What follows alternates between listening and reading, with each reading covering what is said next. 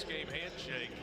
That's the only time since 1999 that Kansas State has won. You see the Cowboys lead the all-time series here in Stillwater, 24-9.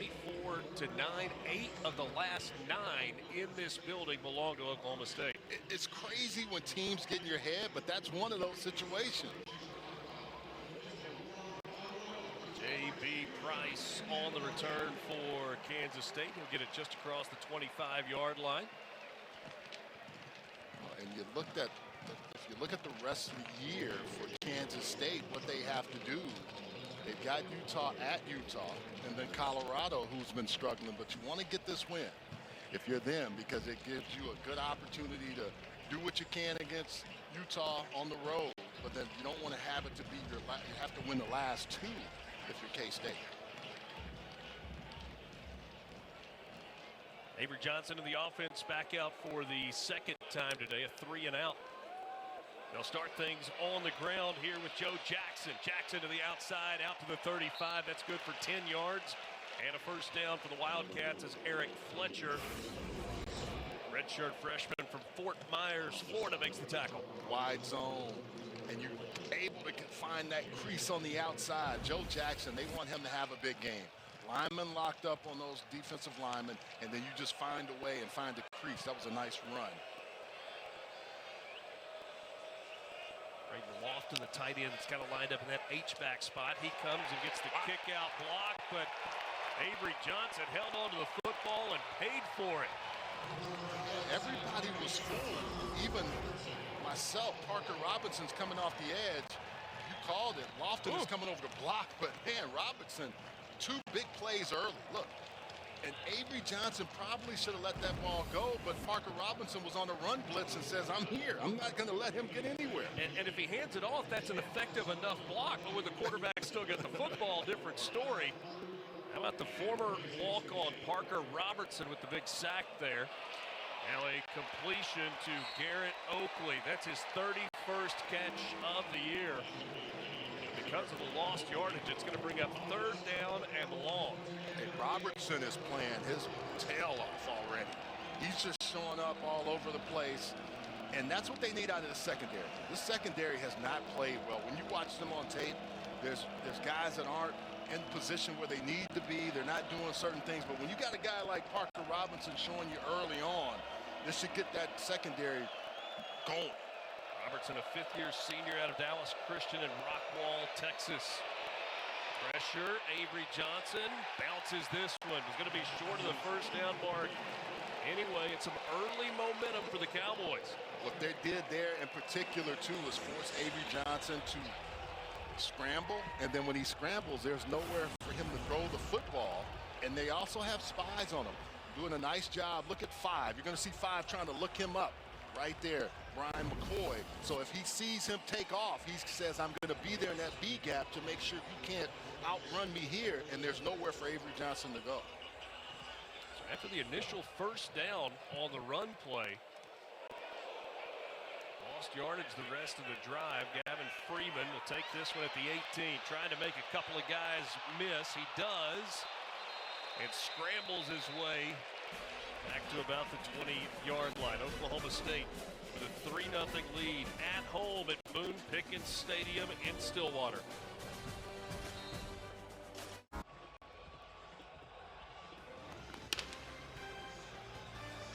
Coming up next on ABC and the all-new ESPN app, it's number 4 Alabama hosting 11th-ranked Oklahoma. And then tonight at 7:30 Eastern, Arch Manning and number 10 Texas square off against Gunnar Stockton and the 5th-ranked Georgia Bulldogs. Big day of football with the SEC on ABC. Sanford Stadium in Athens, Georgia has not always had the reputation for being the most difficult place to play. It can be. Tonight it will be between the hedges at night. Flores looking to take a shot down the middle of the field, and he overthrows his intended receiver, Cam Abshire. Abshire was open, had a little bit of space there. In that Kansas loss, Flores was 22 of 28, 78.6%, 2 touchdowns, no interceptions. Probably one of his better games on tape. didn't get the win, but they felt like there were some things they could have done better as a team to even help him more.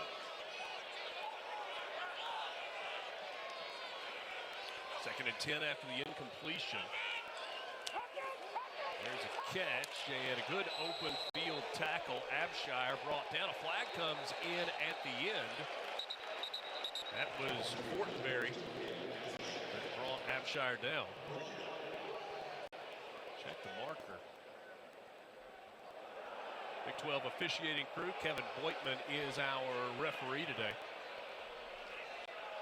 Didn't see which official threw that flag, but they got their money's worth. That was one of the ones. There is no foul for targeting on the play. Brings up third down. It came, didn't it? I mean, if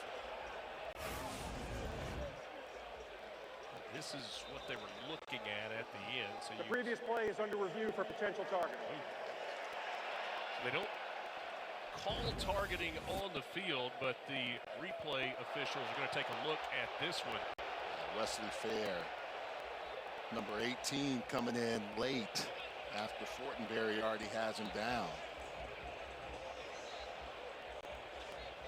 Fair, the sophomore from Wichita, Kansas. So looking for the indicator. Fair goes in, drops his head. I don't think you've got Brown there. And the hard part is Abshire's going down. You're just making a play on him. You hit him almost in his back. Yeah. Think targeting there?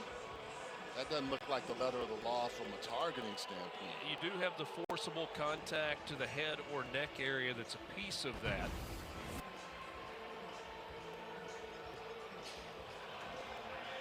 Kind of gotten out of the business of guessing which way these are going to go, one way or the other. We'll say out of the gate, you and I were talking about this during the break, this Oklahoma State team has come out with some energy, especially on the defensive side today. They look like a team that's refreshed a little bit. They had played 7 consecutive games prior to the open date last week. Yeah, and I think that was the one thing when you look at this team, what they were able to do in the bye week is really get guys healthy, also establish who wants to be here. You know, that's the one thing that you need to know is who's on board. And that's the hardest thing to do when you have an interim head coach and you're going through those changes.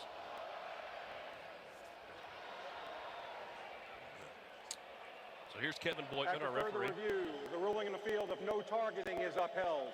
It will be third down. I was with you. I felt like that wasn't a targeting call. I've seen so many of them. I didn't want to guess, but just from watching that and looking at that and reading the rules that I have and I keep right by me, that was clearly not a targeting. You know, I got this from November 12th of 2022. I want to make sure I have everything that I can refer to on that one. Sesi Vailahi in the backfield with Flores on this snap. He goes in motion to the bottom of your screen. An empty backfield for Flores. He'll go to the air. It's batted at the line of scrimmage and incomplete. Ryan Davis got that big paw. Nice spin move, and he's able to get his hand and knock that ball away. I know you're going to like his position. He's the buck. I love it. Look at him get his hands, and he's got 3 guys around him.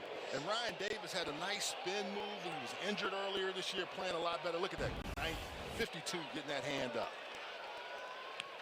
Tell players if you can't get to the quarterback, get your hand up. This one returnable, but not much room there for Sterling Lockett. Kick off your Week 11 NFL Sunday at 10 Eastern tomorrow morning with the Countdown Crew on ESPN and all the all-new ESPN app. They'll have all the early breaking stories, injury updates, and previews of each game right up until kickoff. 3-0 our score here in Stillwater, Oklahoma State. A field goal from Logan Ward, the difference right now. Avery Johnson and the Kansas State offense have been held in check so far. Just 1 first down. With 3 and out on their first drive. Picked up the first down on first down in their second possession. And then couldn't get much after that. And there's nothing there for Avery Johnson. Brandon Rawls was the first one there.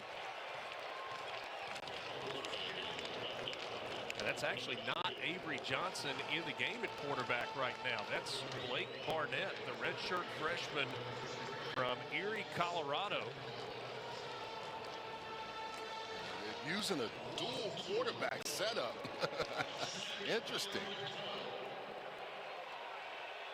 So lined up behind center is Blake Barnett. That's Avery Johnson off to his right. Barnett's going to keep it and get out across the 30. Yet Avery Johnson kind of leaking out to the right, perhaps setting up that double pass opportunity. Yeah, they got a little package for him. You'll see that sometime.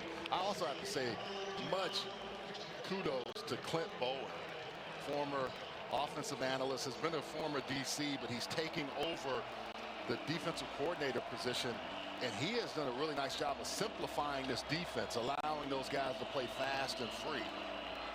Said they're thinking less and just going and making plays. An empty set for Avery Johnson on 3rd and long. Wildcats 0 for 2 so far today on 3rd down. Timeout taken by Kansas State before the snap. The play clock winding down. Timeout, Kansas State. Their first of the half. It will be 30 seconds. Not much success so far offensively for Kansas State. Is there anything in particular that you've seen early? Well, I would say Parker Robinson has been all over. He's been on the line. He's been back. He's done a nice job. But this defensive front also has not allowed Avery Johnson to just run free. We've seen where he can get a big home run. They've managed that. And then they've also put him in 3rd and long situations, which is tough for any defense. And I think this is the one thing when we were talking to the coaching staff, they wanted to see how their back end was going to play Oklahoma State. They felt like their front seven was playing pretty well, but the back end today, Richard, looks like they're in man position. They're doing the things they need to do. And I think that's the reason why Avery Johnson has struggled so far in this game.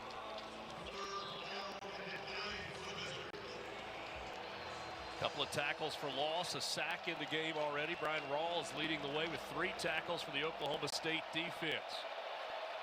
Showing pressure on 3rd and 9. Now they back out of it. Delayed pressure. Here's a pass over the middle of the field. That's behind the intended target. Garrett Oakley, who does have a catch today. He's on the Mackey watch list, but that throw behind him, and they force another Kansas State punt. This is what they want Oakley to do a better job of. Y option. He doesn't need to go that far in. He needs to just stay right there.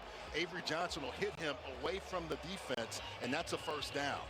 So they're just not on the same page. You can just tell Avery Johnson was a little frustrated after that one, but in talking to the staff, they really want to see Oakley get even better. As many catches as he has chances to get more. Flag on this play as well.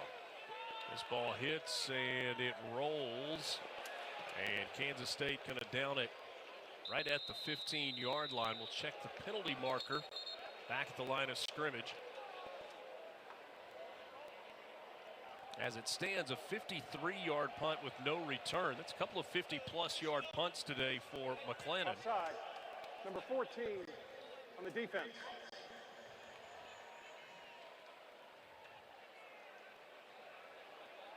Five-yard penalties. Replay 4th down.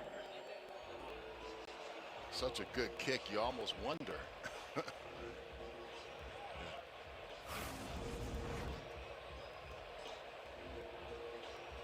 Got guys that are offside. And right there. Just too early.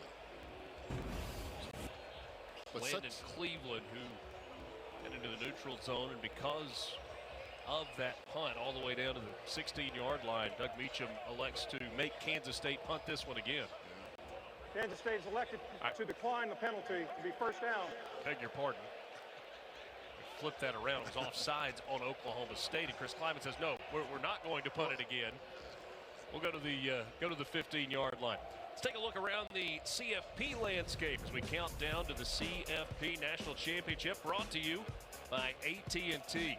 Conferences and their chance to get multiple teams in. The SEC, 2 or more, 3 or more, yeah, probably going to happen. Likely for the Big Ten as well, less so for the Big 12 and the ACC.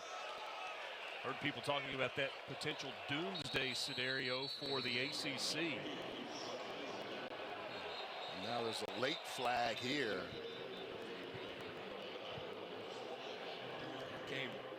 the defensive backfield.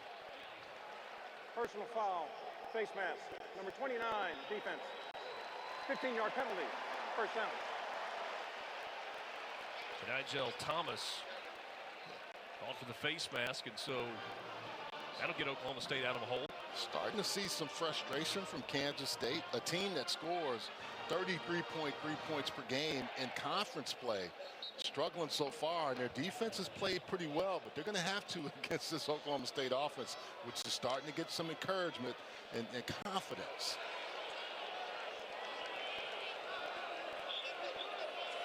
Now from the 34, speed sweep to the outside. And a good run there for Oklahoma State. Gavin Freeman picking up first down yardage. He's able to just get outside. I mean, once they give him that handoff, he's able to move around the edge and pick up some really nice yards.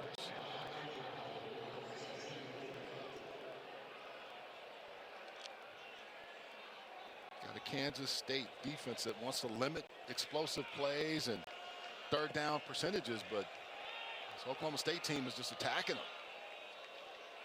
This time they fake the sweep and then swing it out to Gavin Freeman. He tries to hurdle a man and gets popped in the air. That's a loss of a couple of yards on the play. Moss came over and he took a shot. Clay Moss playing that star position. He is still on the ground, slow to get up. The staple for both of these teams is physicality. He's coming in late, and Freeman tries to hurdle him. Almost. Maybe that kind of left arm, he was kind of pulling into his body after the contact, and worried perhaps about that left shoulder a little bit. Looks like that's the area that the trainers are focused on as well. It's going to bring up a second down and 12. See Quay Moss from West Point, Georgia, and a transfer from the University of West Georgia. Alongside Charles Arbuckle, Richard Cross with you in Stillwater on a beautiful Saturday. I mentioned a second ago what we were talking about with the ACC, the doomsday scenario. One of the things that I think is a misconception for a lot of people is that Power 4 conference champions automatically get into the playoff, and that's just not the case. It's the highest ranked, the 4 highest ranked conference champions from any league. Yeah. And that's why there's so much going on with that. If you're the ACC, you want to have an opportunity to have a team, but there's been just so much going on in that conference this year. A lot of conversation about Duke. Only one ACC loss with them could potentially get to the conference championship game. These are the CFP rankings right now. Texas A&M, the highest ranked SEC team at number 3. You've got, of course, Ohio State at number 1 with 6 Big Ten teams in the CFP top 25. Miami, the highest ranked team from the ACC there at number 15. Couple of losses for the Hurricanes, trying to finish out the season strong and perhaps play their way. Floors to the air, and this one is dropped. Christian Fitzpatrick. A good throw that time from Floors, and Fitzpatrick just couldn't haul it in. Yeah, he put it right on. And if you're Fitzpatrick, you got to come away with that transfer from Marshall. I think the real key is these are the kind of plays that hold the team down when you're losing. This is a catch for you. You come around the edge. You've got a quarterback that puts it through that passing window. You got to come away with that. H&M leaving Marshall. That was a mass exodus from that program after Charles Huff left Marshall, took the job at Southern Miss. He's got Southern Miss playing really good football in his first year in Hattiesburg. Wide open receiver on the outside. That's Shamar Rigby. And Rigby's going to be knocked down at the 32-yard line, but another first down for the Cowboys as they're driving and trying to add to a 3-0 lead. Rigby is a guy that has played well for him. 6'3", 190, transfer from Purdue, catches the football, yards after catch, talks a lot about his wide receiver room and all the things they're trying to do to finish this season strong. For Rigby, it was his 17th catch of the year. Big play there, gain of 25 for Oklahoma State.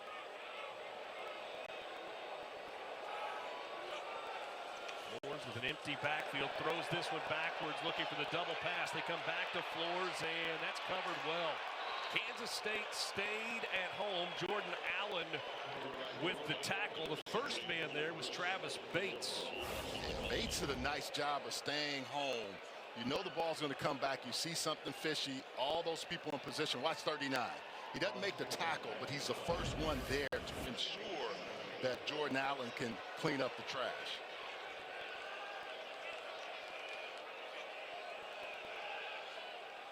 Flores back to the air. This one complete. Anytime Sam Jackson gets the ball on the reverse or he's sitting in a situation, if you're the defense, you know something's going on because he's the former quarterback. Played quarterback at TCU and Cal, was a wide receiver at Auburn. Jackson's done a little bit of everything, including playing quarterback for a couple of games this year for the Cowboys, with injuries plaguing that position. 3rd down and 12 and a timeout taken. It's going to be taken by Oklahoma State with 30 seconds left in this opening quarter. Will be 30 seconds.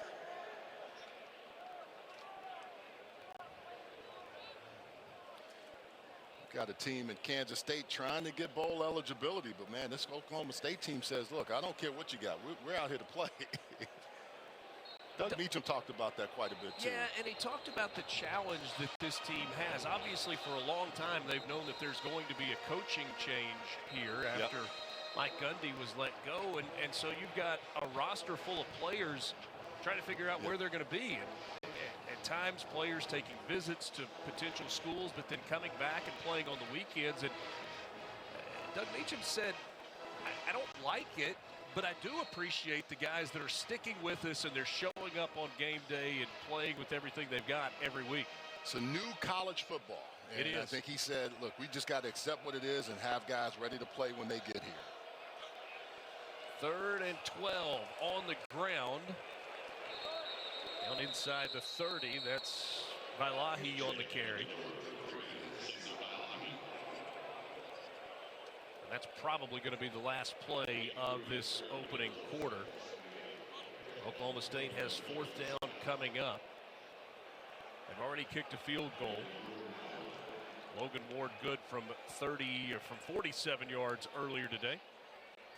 A 4th and 9 and a decision for Doug Meacham and the Cowboys offense. 15 minutes in the books here in Stillwater. A 3-0 lead for the Cowboys, who are looking for their 2nd win of the season.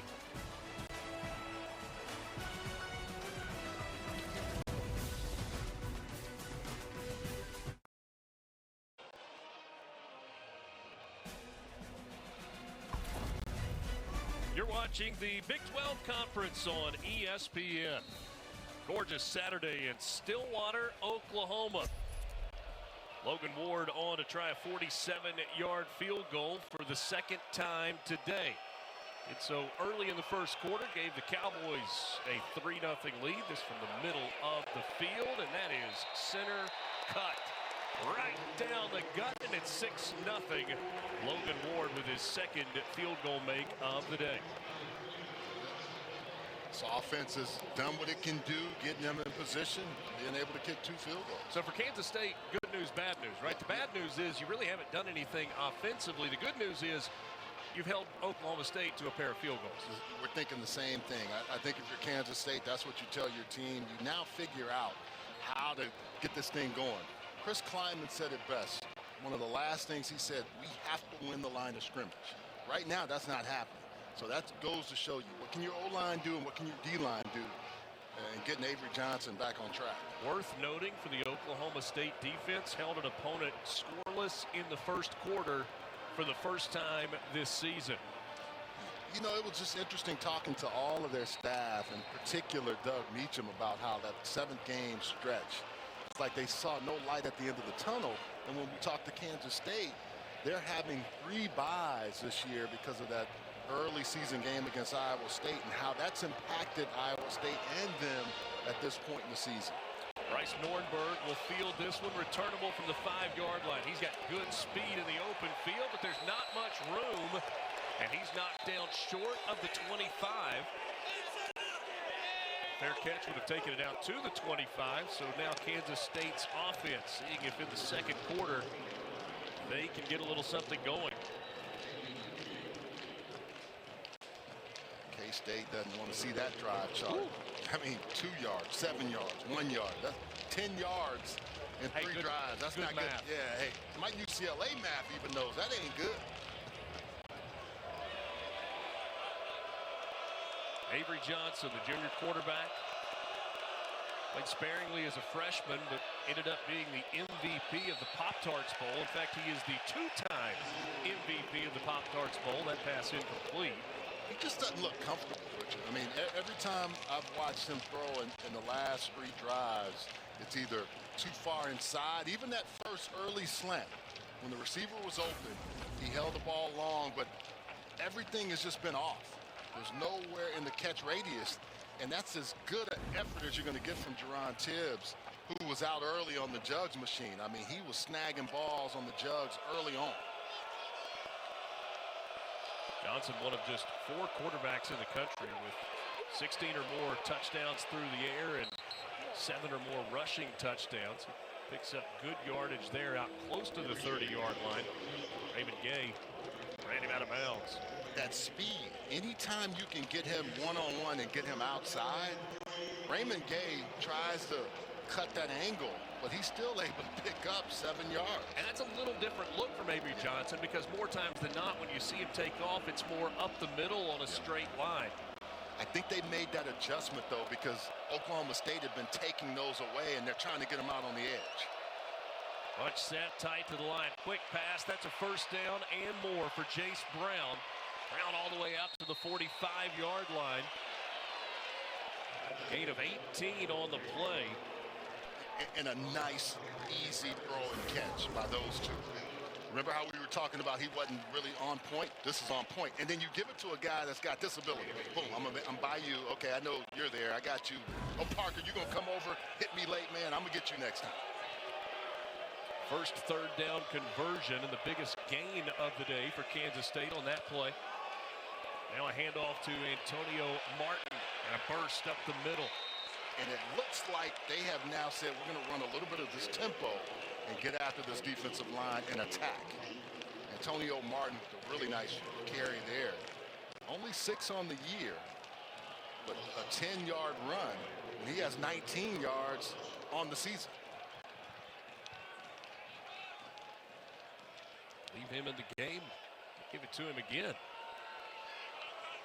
Matt Wells is the offensive coordinator and quarterbacks coach for Kansas State. Speaks glowingly of his quarterback, Avery Johnson, as Martin fights his way back to the line of scrimmage. It's an interesting melding of offensive philosophies and concepts. Matt Wells, traditionally more of an air raid guy. You think about Chris Kleiman, the head coach, the way they played at North Dakota State, that was full-on smash-mouth football, and they blended those two philosophies. Martin with some room, and then he is met by multiple black jerseys leading the way. Malik Charles. Ryan McCoy was the second man there. Yeah. And that's the one thing. You got to have a good game with Rawls and McCoy, not only in the running game against the running backs, but those two young men are going to be the spies on Avery Johnson in these kind of situations. In third down, they're going to keep their eyes on him. Look for 5 or 6, depending on what the formation is, to really pay attention to number 2. K-State converted its first third down of the game earlier on this drive. Not much there for Avery Johnson, trying to get to the outside again on a quarterback sweep.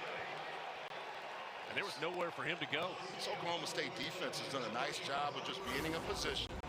Look at all these guys going to the short edge of the field. Look at those black jerseys, staying on the outside, not letting him have anywhere to run, and then converging on him. That's how you have to tackle a guy that fast. Punt team comes on for Kansas State. Simon McClanahan has already had multiple 50-yard punts. He doesn't need that here. Going to try and pin the Cowboys deep. 12 times this year, McClanahan's been able to get a punt to die inside the 20. Flags come in, and this one is caught and covered beautifully by the special teams unit for Kansas State. That was Jack Fabris. Oklahoma State was having some substitution issues at the very end there.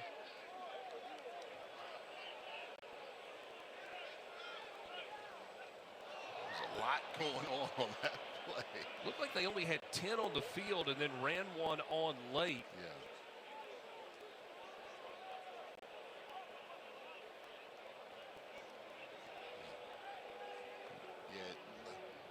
The punt returner saw there was an open receiver, so he gets there. So substitution issues ensue. Kevin Boitman and this officiating crew sorting it out. And this could possibly bring the Kansas State offense back onto the field, because you're going to be 4th and short.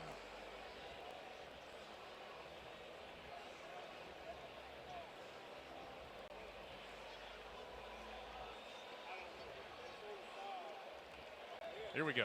There were 2 fouls, both against the defense. Illegal substitution, 12 players in the field. That penalty is declined. Running into the kicker on the defense, 5-yard penalty, replay 4th down. Yeah, there's a lot going on, but you're going to see this open player down here, and there's no one covering him. And then you also see a player coming on late, and the punt returner running down to go cover. So there was a lot of stuff happening, and then running into the punter. You know, one of those that you shouldn't do is the punter's going to always fall. He's going to always play Hollywood on you, but there's no way you should run into the punter on that particular play. So here it is, the Kansas State offense back on the field after the 5-yard penalty from the 37-yard line. 38-yard line, rather. Got to take it across the 30. So 4th down and a long 3 for Kansas State.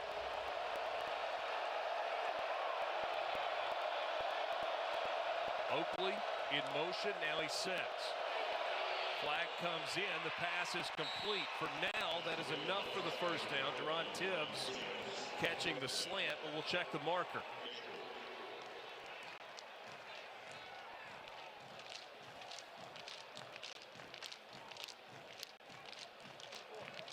Illegal formation, 5 players in the backfield. Number 74 was too far off the line. 5-yard penalty, replay 4th down.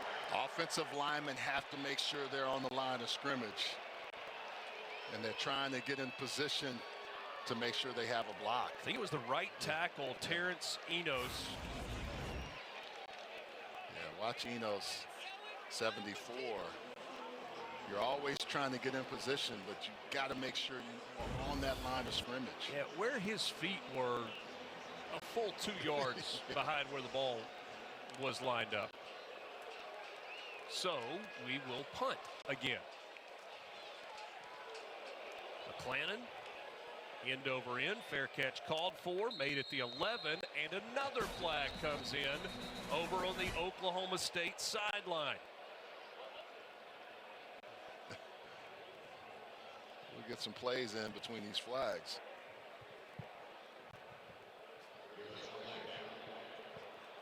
It's like Oprah right now. You get a flag, you get a flag, you get a flag. Everybody gets a flag. During the kick, holding. Number 13 on the return kick.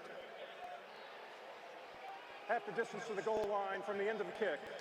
1st down. 10:39 left in this 2nd quarter. It's a 6-0 lead for Oklahoma State. Wildcats will start from deep in their own territory when we come back.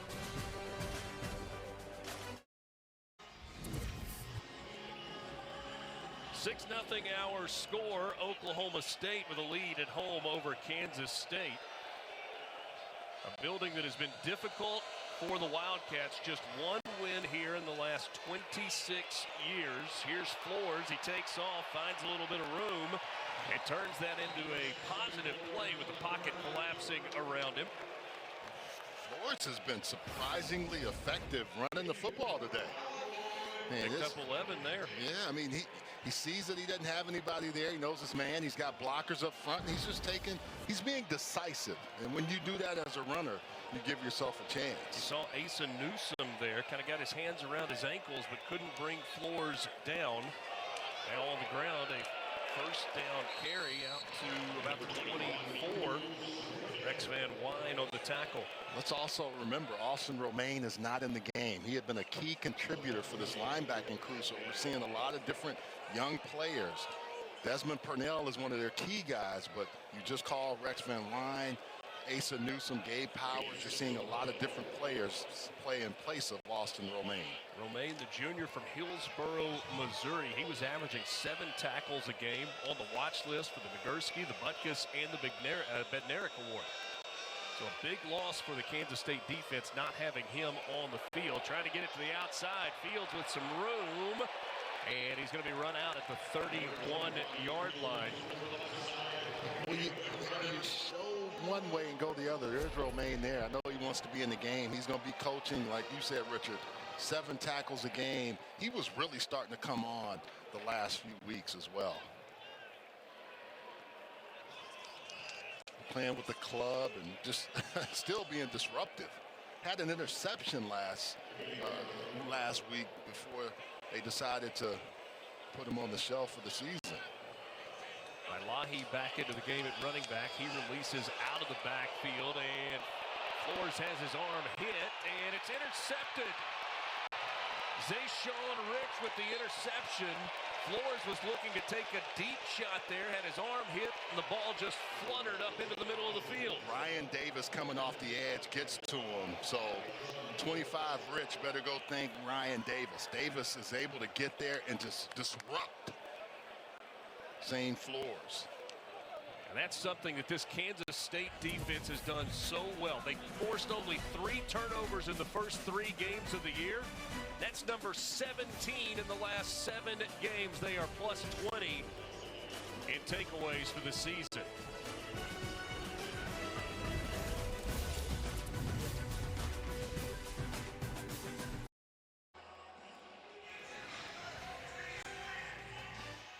College football playoff bracket based on the current rankings, brought to you by Goodyear. You see top 5 unchanged. Ohio State at 1, Indiana 2, A&M 3, Alabama 4, Georgia 5.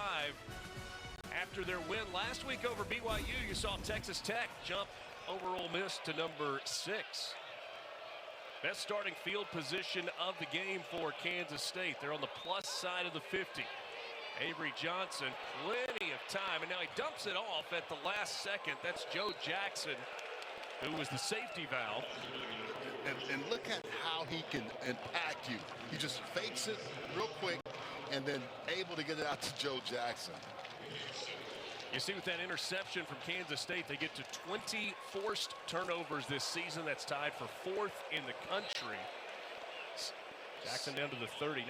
And by the way, before the break, I said they were plus 20. I know. That's a little aggressive. They're plus 7 as a team in turnover margin. But since 2022, they forced 82 turnovers. This team, that's what they want to do. And when you talk to their defensive coordinator, it's their MO. That's how they want to get after you. Wildcats just 1 of 5 on 3rd down today. They've got 3rd down and a yard. Joe Jackson off to the left of Avery Johnson. Johnson looking to throw. He's got time, taking a shot. One-on-one on the outside, and that ball is incomplete. Tibbs had it in his hands, couldn't hang on. J.K. Johnson in coverage, knocks it away. But I know they're going for the kill shot because they're going to go for it on 4th down. He has the opportunity, can't put it away. Nice job of pulling it out at the very end by J.K. Johnson. Tibbs, I thought, had it. Look at Johnson fighting to the ground and through the play. And like I said, you make that play call because they're going for it on 4th down. It's such 4th and short. They said, we're going to attack and go after you, and now we're going to come quick. Avery Johnson this time from under center. Will it just be a quarterback sneak? No, it's a quick toss. And that's a stop short of the 1st down. A flag came in on the play. It's either going to be offsides or illegal formation. Anytime that flag comes in like that. Was everybody set for Kansas State at the snap, or are you going to have an offside on the Cowboys? Offside. Defense. Player was lined up in the neutral zone. 5-yard penalty results in a first down. That is what you try to do as an offense, to get there quick, because you always know those guys aren't going to pay attention to their alignment and assignment, and they're going to be offsides or in the neutral zone. They get the stop, but it's overturned. That was a great defensive effort, but you can't be offsides. So a gift there for Kansas State with the 5-yard penalty. Gives them a fresh set of downs. Trailing 6-0.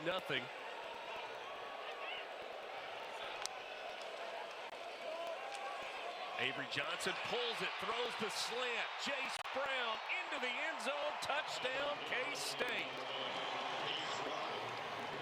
Richard, you have a chance to get a first down. You don't get it. You extend it, and as soon as you come back, you strike. Jace Brown with a nice catch and run. Avery Johnson starting to look like he's getting that rhythm. I mean, he's going to hit him on this slant. When you've got that, what you're going to have is when you fake that ball, it brings everybody down. And Jace Brown, if he catches it, he's going to score. 5th touchdown catch of the year for Jace Brown. Extra point from Luis Rodriguez. He's a perfect 32 for 32 this season. Whistle before the snap. We'll go back to the touchdown one more time, and Jace Brown running a pretty simple slant.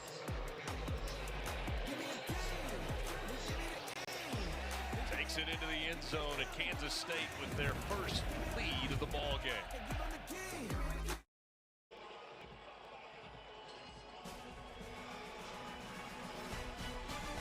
Avery Johnson with a touchdown pass to Jace Brown.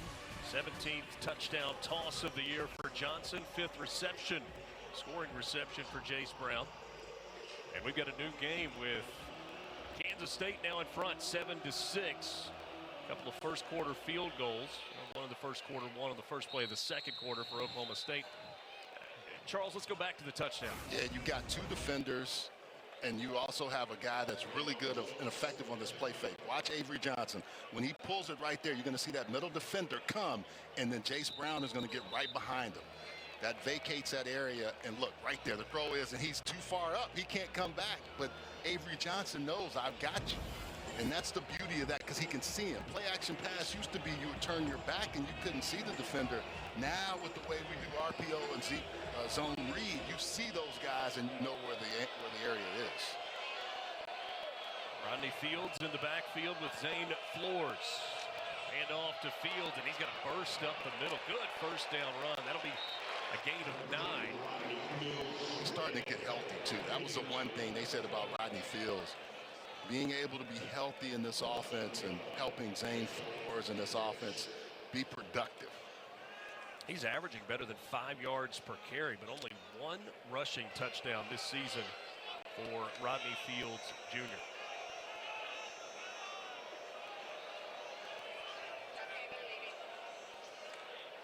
Quick pass to the outside. That's Royal Capel. A first down catch. Now across the 40-yard line. Kind of a wild day already in college football. A lot of football to play in a lot of places.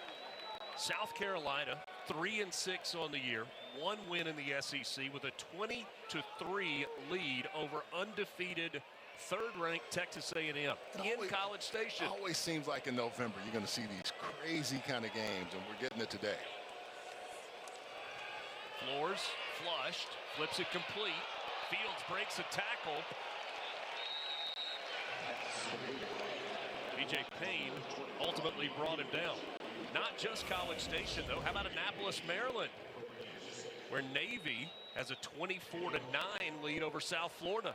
You got a guy in Fields, too, that can catch the ball out of the backfield. 22 catches on the year coming into today's ball game. And he shows you some ability there. Only 1 rushing touchdown, but 1 receiving touchdown on the year as well. Big one today happening in the Big 12 in Cincinnati, where Bearcats lead at 14-7 over Arizona. Room here out to midfield. That should be another first down for Oklahoma State as this offense is getting into a little bit of a rhythm. I like what they did with Grayson Brusso. Take him outside, he becomes a blocker, and they just give a convoy effect. Terrell Davis. We've got a lot of early games and even some games tonight. Trent Howland in the backfield.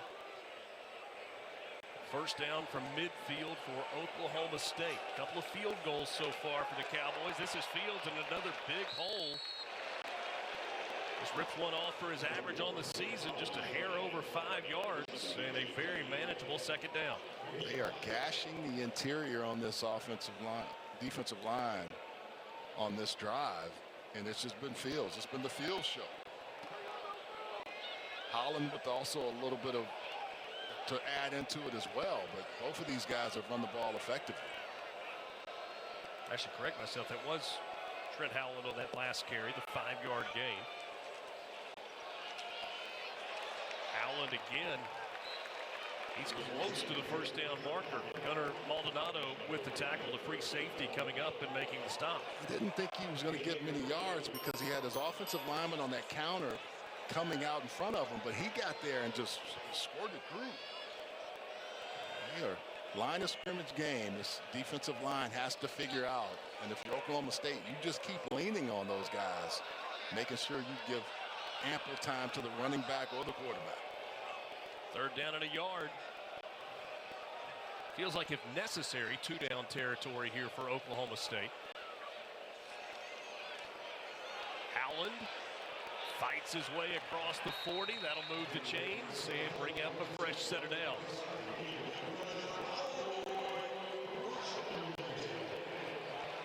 And I think Doug Meacham talked about it too, being an air raid guy. A lot of people think air raid means you just want to throw the ball all over the yard. But he's always had that propensity to want to run the football effectively to set up everything. And he said in a perfect world, he would have 10 and 12 personnel. That's all he would run.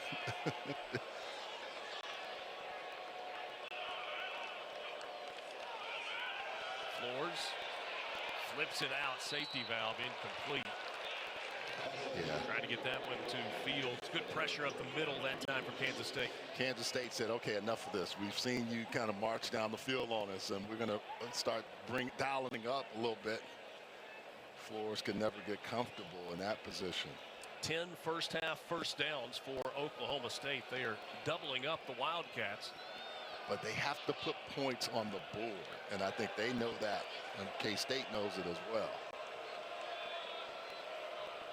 2nd and 10. Back to the ground. And not much there this time for Fields.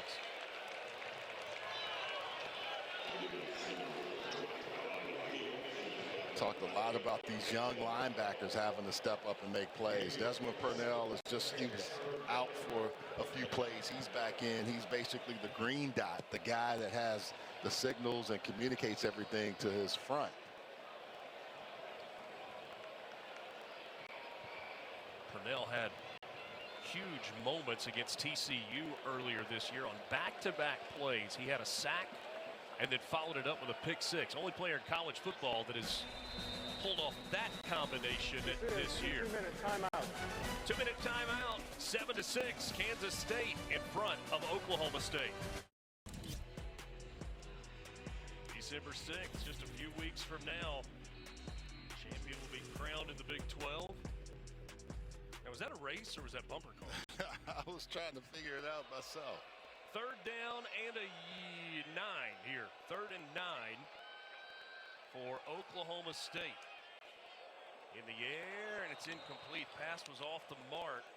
Intended that time for Terrell Davis, and Davis had a step on the defender. Yeah. And now you look at it in this situation, you're a little too far for the field goal, it looks like.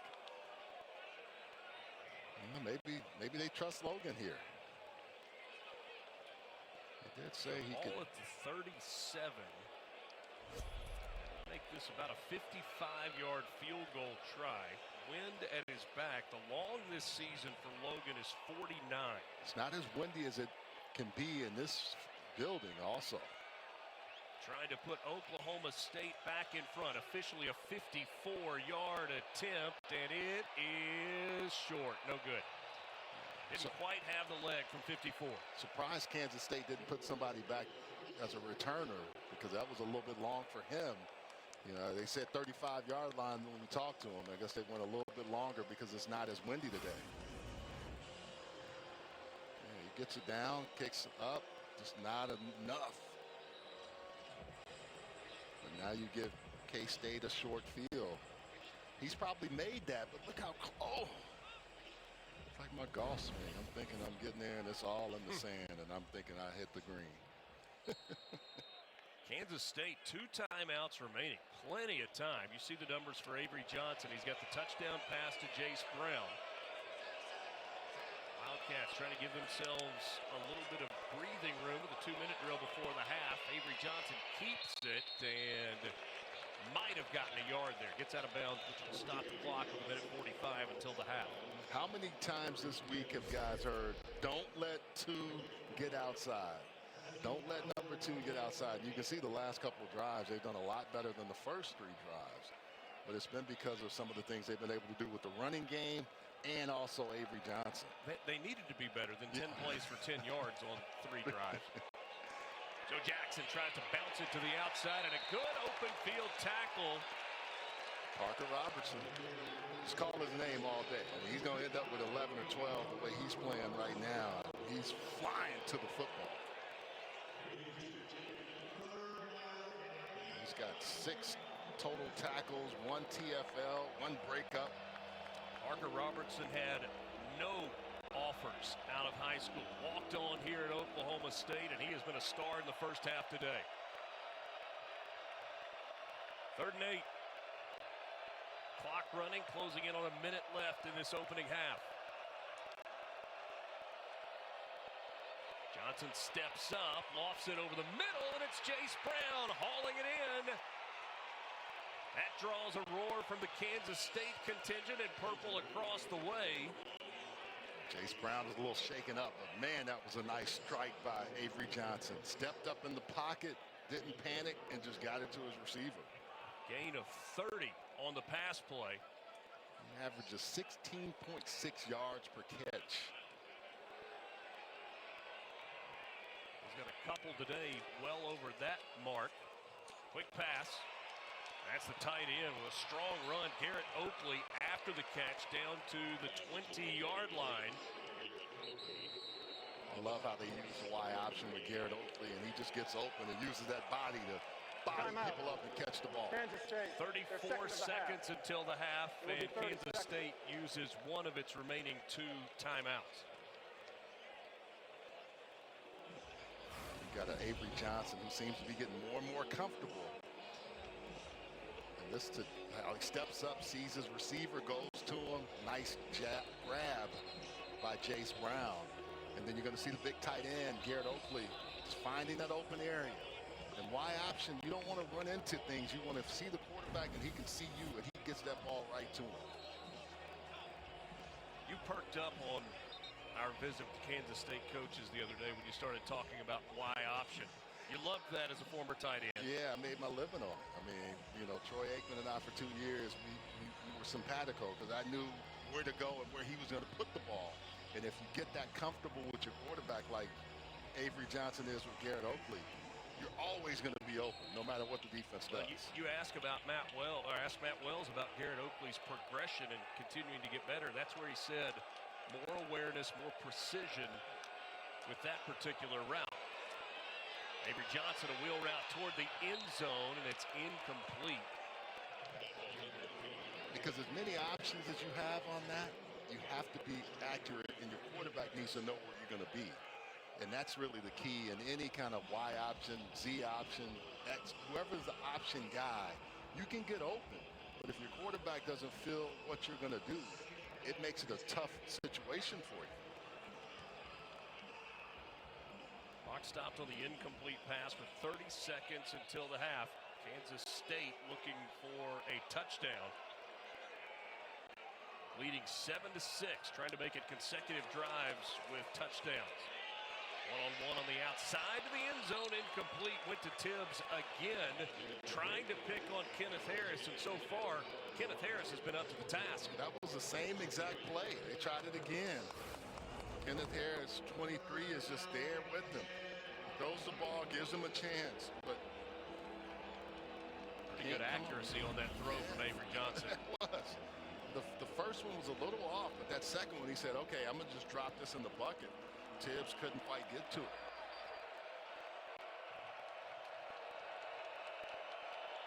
Jackson in the backfield with Avery Johnson. He throws underneath, and it's intercepted. No, incomplete. Ball hit the ground at the end, and that is a big call. There's an opportunity still for points for Kansas State. They were trying to set up a screen. Yeah, it looked like it hit off of Jackson, and it went into the hand. Yeah, tipped it, and Gay doesn't come up with it. He was the guy that was there. I think Avery threw that just too quickly for Joe Jackson. Jackson has to do a better job of getting in position for it, but he tried to catch it with one hand, and the ball takes off. They're fortunate that they don't give that up. An interception, timeout, gift Kansas wrap State. there They'll last for the for half. It'll be a full Raymond Gay timeout. the second. Just had it kind of slide through his arms and hit the ground. It's going to give Kansas State the opportunity to kick a field goal.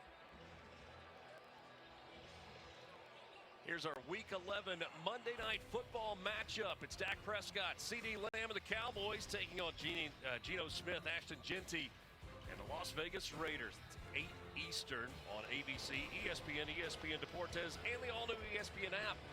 Peyton and Eli on ESPN2. Coverage kicks off with NFL Live at 3 Eastern in Las Vegas. Then it's SVP and the Monday Night Countdown crew starting at 6 Eastern.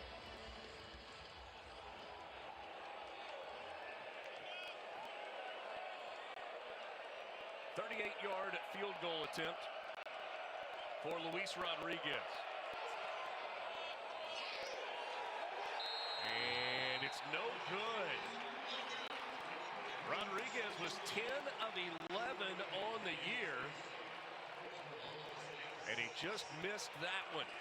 Had a long of 51 against Arizona. So the dropped interception does not come back to bite Oklahoma State. Kansas State can't convert on the field goal. 15 seconds until the half. Cowboys offense out onto the field.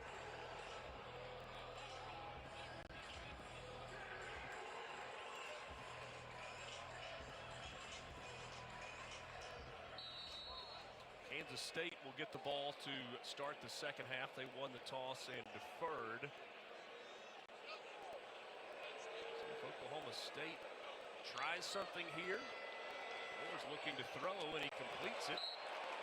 Enough for a first down out across the 30 to the 32-yard line. Sam Jackson on the catch. 10 seconds trying to put yourself in position maybe for a shot. So do you try and go quick pass again, or is this something where you want to get it to a guy like Sam Jackson in the open field and see what he can do? I would think you get this one out quick, give it to someone that can make something happen, and call a timeout. Instead, they just put it on the ground. That's Howland, and Howland working his way down the sideline. He stepped out at the 44.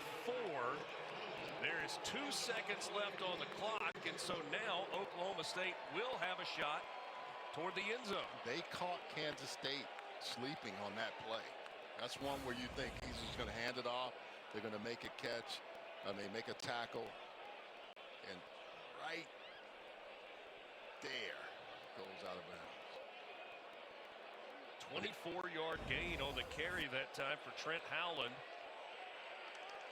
Now Flores. Kansas State going to try and put some pressure on him. Flores steps up, floats one toward the end zone, does not have a receiver there, and that's an interception to end the half. B.J. Payne with his first interception of the year. Kansas State has forced multiple turnovers in each of the last 7 games. That's the longest active streak in FBS. 7-6, our halftime score. Yeah, I mean, I think the key is really Kansas State has finally found some offense, but Oklahoma State has really played well. Stillwater, Oklahoma, a beautiful Saturday for this Big 12 matchup. Kansas State trying to get to bowl eligibility. They need 2 wins to do it. They lead by a point at the break.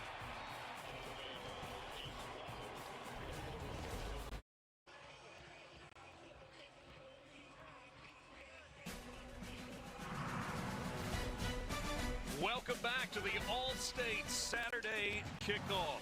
Boone Pickens Stadium in Stillwater, Oklahoma, where Kansas State leads by just a point, 7-6 at the half here at Boone Pickens Stadium. A really cool moment at halftime here at Boone Pickens Stadium. Justin Blackmon, one of the all-time greats at Oklahoma State. Well, his name is now immortalized in this stadium. He is added to the Cowboy Football Ring of Honor, joining names like Bob Fenimore, Barry Sanders, Thurman Thomas, Terry Miller, and Leslie O'Neal. He gets that orange jacket. A really cool ceremony here at the half. Justin Blackmon, a 2-time Bolitnikoff Award winner. You think about his career here in Stillwater, 253 catches, over 3,500 yards, 42 touchdowns, and plenty of hardware on the shelves. What a career and what an honor for Justin Blackmon. We welcome you back into the booth alongside Charles Arbuckle. I'm Richard Cross. Thanks so much for being with us.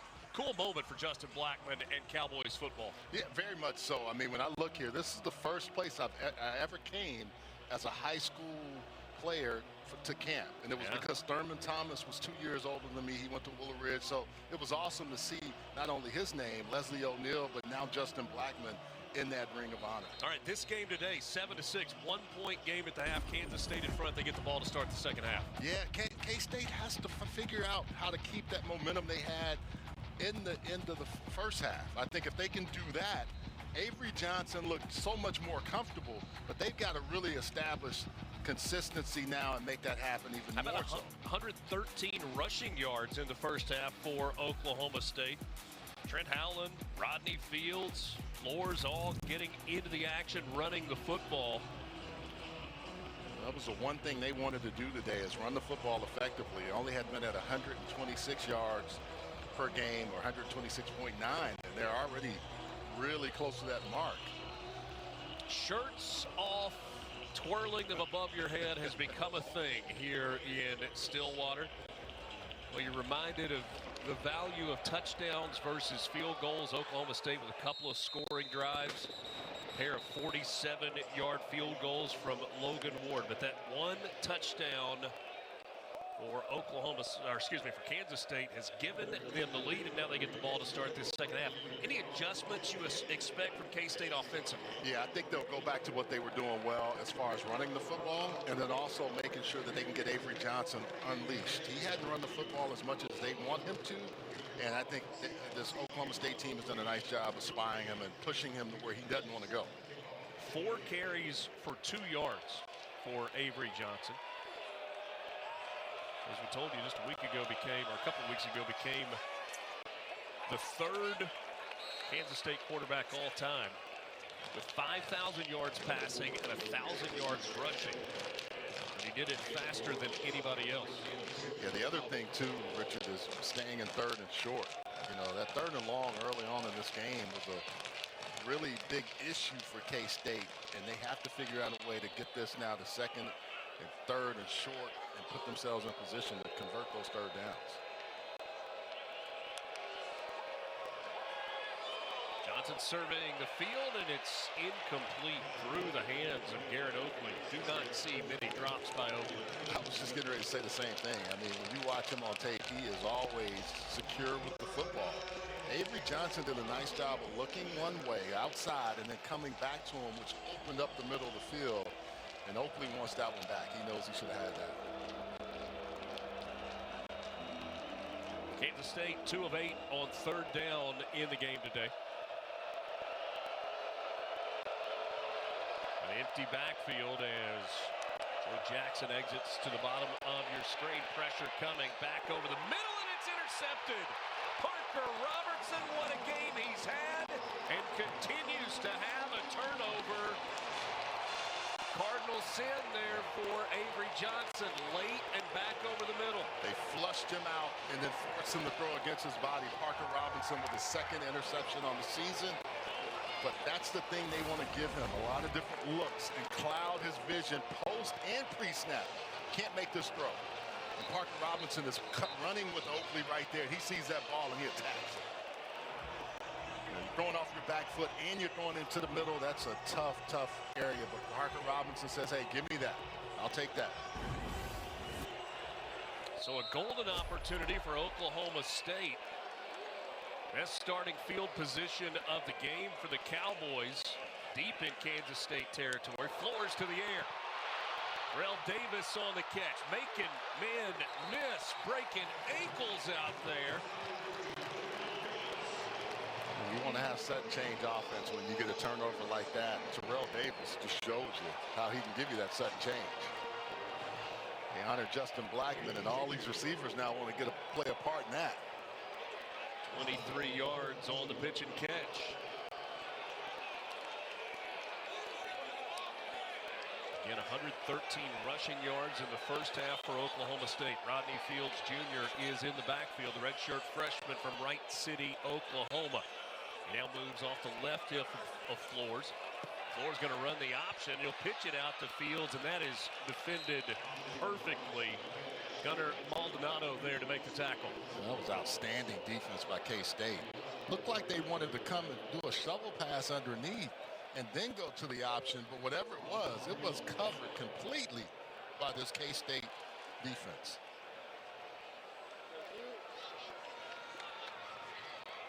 It's like a new quarterback into the game for Oklahoma State. Floors goes to the sidelines. That's Noah Walters, the redshirt junior from Lincoln, Nebraska. UCF transfer. Walters going to keep it, and he bursts up the middle, kind of pinballed around, and he fights his way down to the 8-yard line. Fake of the jet sweep really gives him an opening, and when he sees it, Noah Walters just takes it. Watch the jet sweep, pulls everybody over. There's no one in the middle of the field. Zane Floors is coming back in. The initial hit by Gunnar Maldonado, but Walters with a nice run. This Oklahoma State offense, after their defense gifted them with the short field and scoring position. Trying to get to the end zone for the first time today, but they're going to talk about it first. A timeout taken by Oklahoma State. Timeout. A 3rd and 6 coming up from the 9-yard line. Cowboys looking for their first touchdown of the game.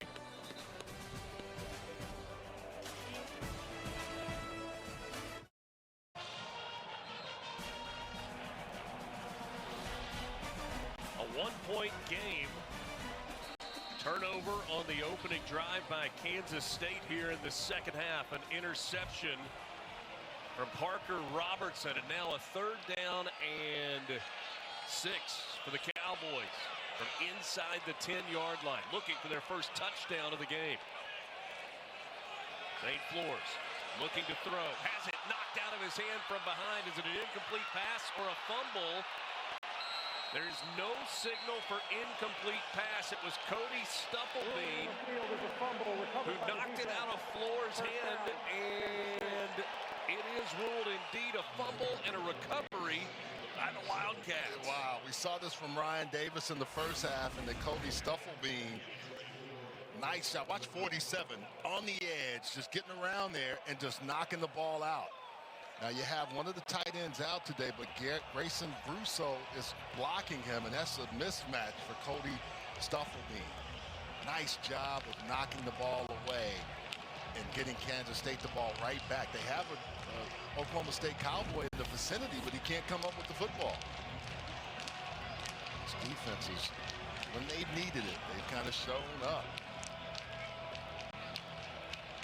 Floors, his arm was not coming forward.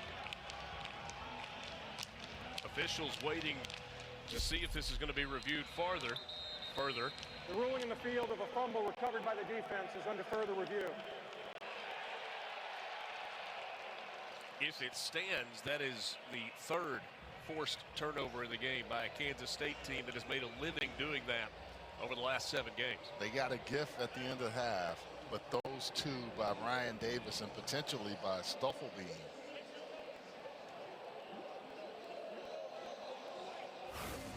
It didn't look like his hand was going forward. Let's watch again.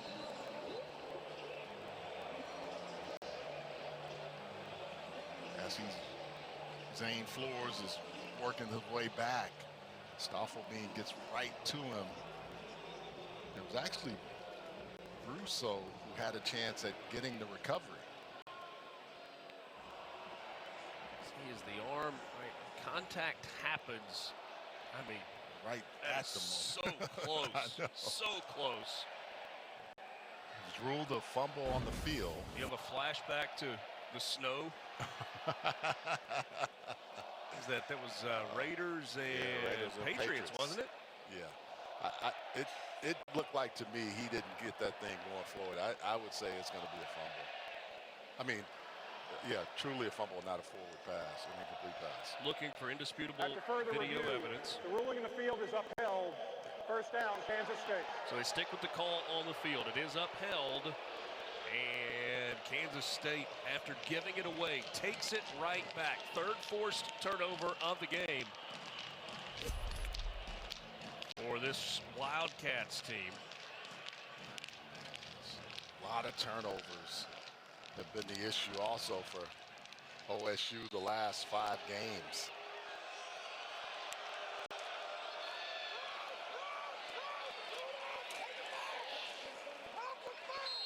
This Oklahoma State defense has actually played pretty well. I mean, you got to give Parker Robinson and his crew a bunch of credit.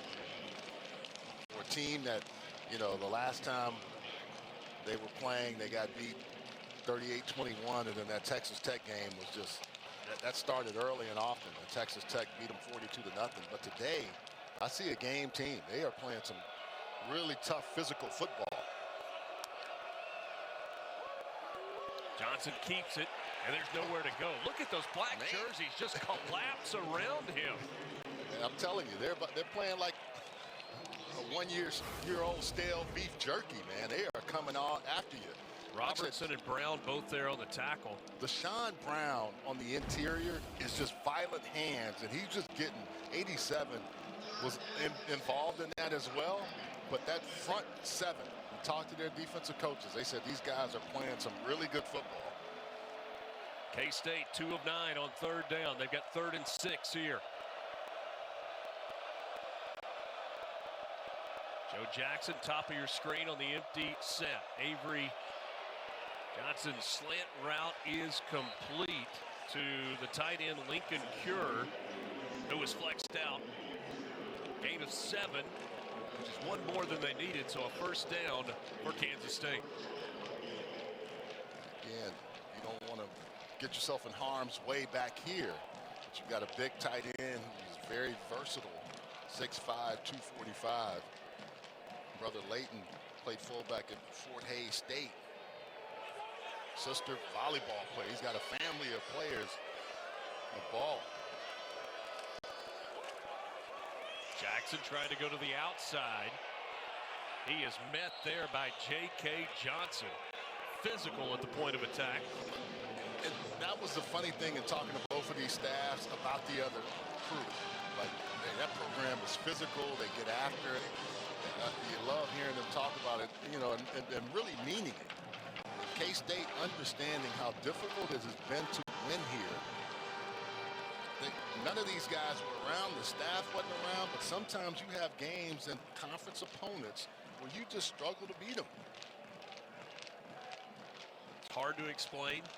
Hard to pinpoint any one thing. And it goes on for a time period. You know, you look up and you say it's been 10, 15, 20 years since you've been able to beat them consistently. Timeout. Kansas State, their first of the half. Kansas State takes a timeout with the 2nd and 4 play coming up. Still a 1-point game. Wildcats in front of the Cowboys 7-6.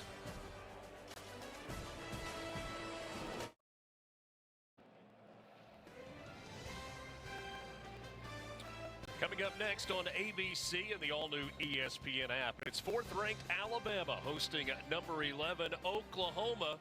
And then at 7:30 Eastern, Arch Manning and number 10 Texas square off against Gunnar Stockton and number 5 Georgia. It's the SEC on ABC. Your Home Depot College Football Awards Show spotlight. How about Gunnar Stockton, the quarterback for the Georgia Bulldogs? First 6 games, he was averaging 211 through the air, 259 over the last 3. Touchdown numbers have gone up. He's protected the football, and he is a weapon with his feet. Yes, he is. Big ones there in the SEC this afternoon and tonight. Quick pass complete to Jerron Tibbs. Kenneth Harris on the tackle. Maybe the story of the day, though, happening in the SEC, where South Carolina, with 10 minutes to go in the 3rd quarter, leads Texas A&M, undefeated, ranked 3rd in the country, 30-10. They're taking them to the woodshed right now.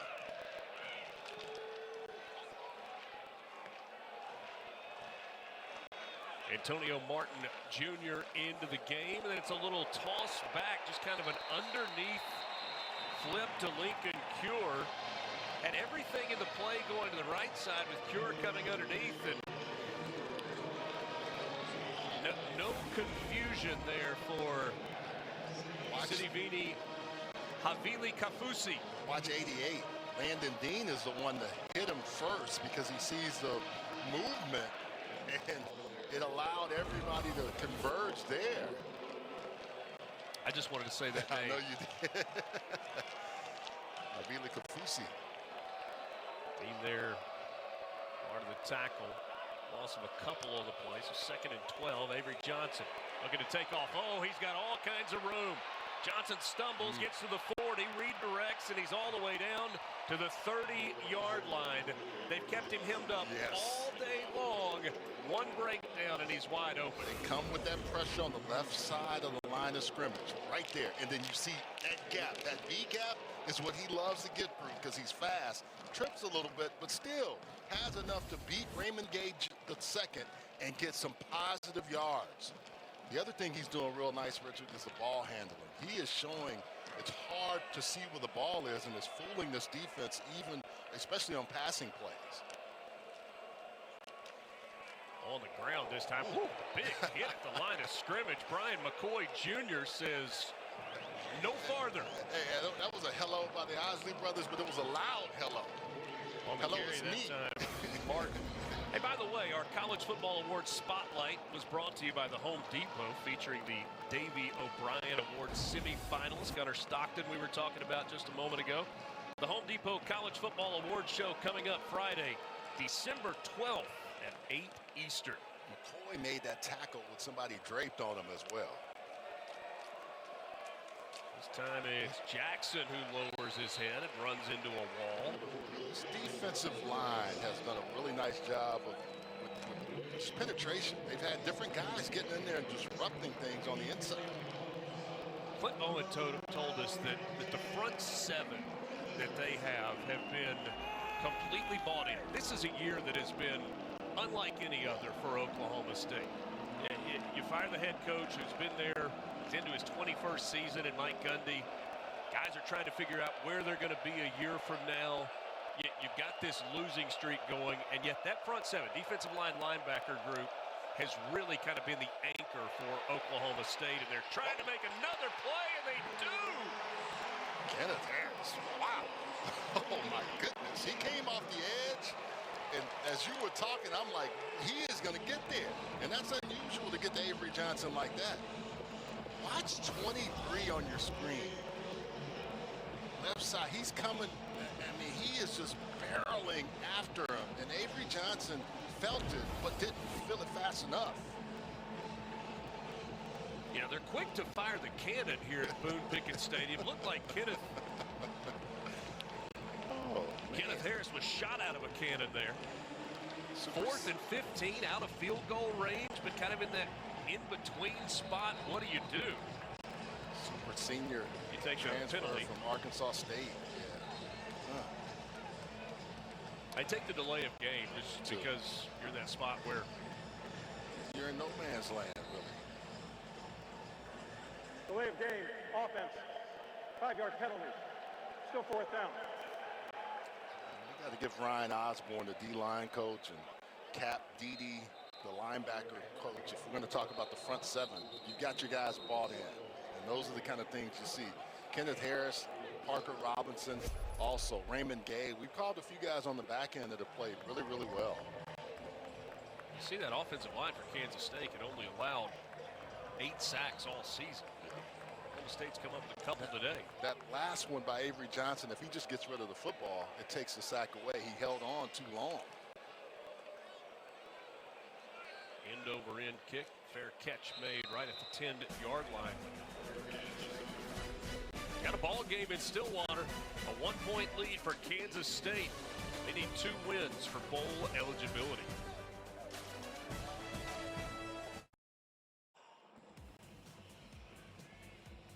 Here is your Fansville College football update brought to you by Dr. Pepper. A couple of games in the Big 12 in action right now. Arizona has taken the lead at Cincinnati, 20-14. That's a third quarter score. Second quarter, Arizona State up at home over West Virginia. Utah at Baylor tonight. Here's Oklahoma State. Rodney Fields in the backfield, getting a carry, and not much. Desmond Purnell. Desmond Purnell, another guy that just shows up for you. Consistently plays well for this defense coming into today's game. 2 interceptions, 1 for a touchdown against TCU like you talked about earlier. Desmond Purnell is from Topeka, Kansas, and as a senior in high school, he was a finalist for both the Offensive and Defensive Player of the Year awards in Kansas.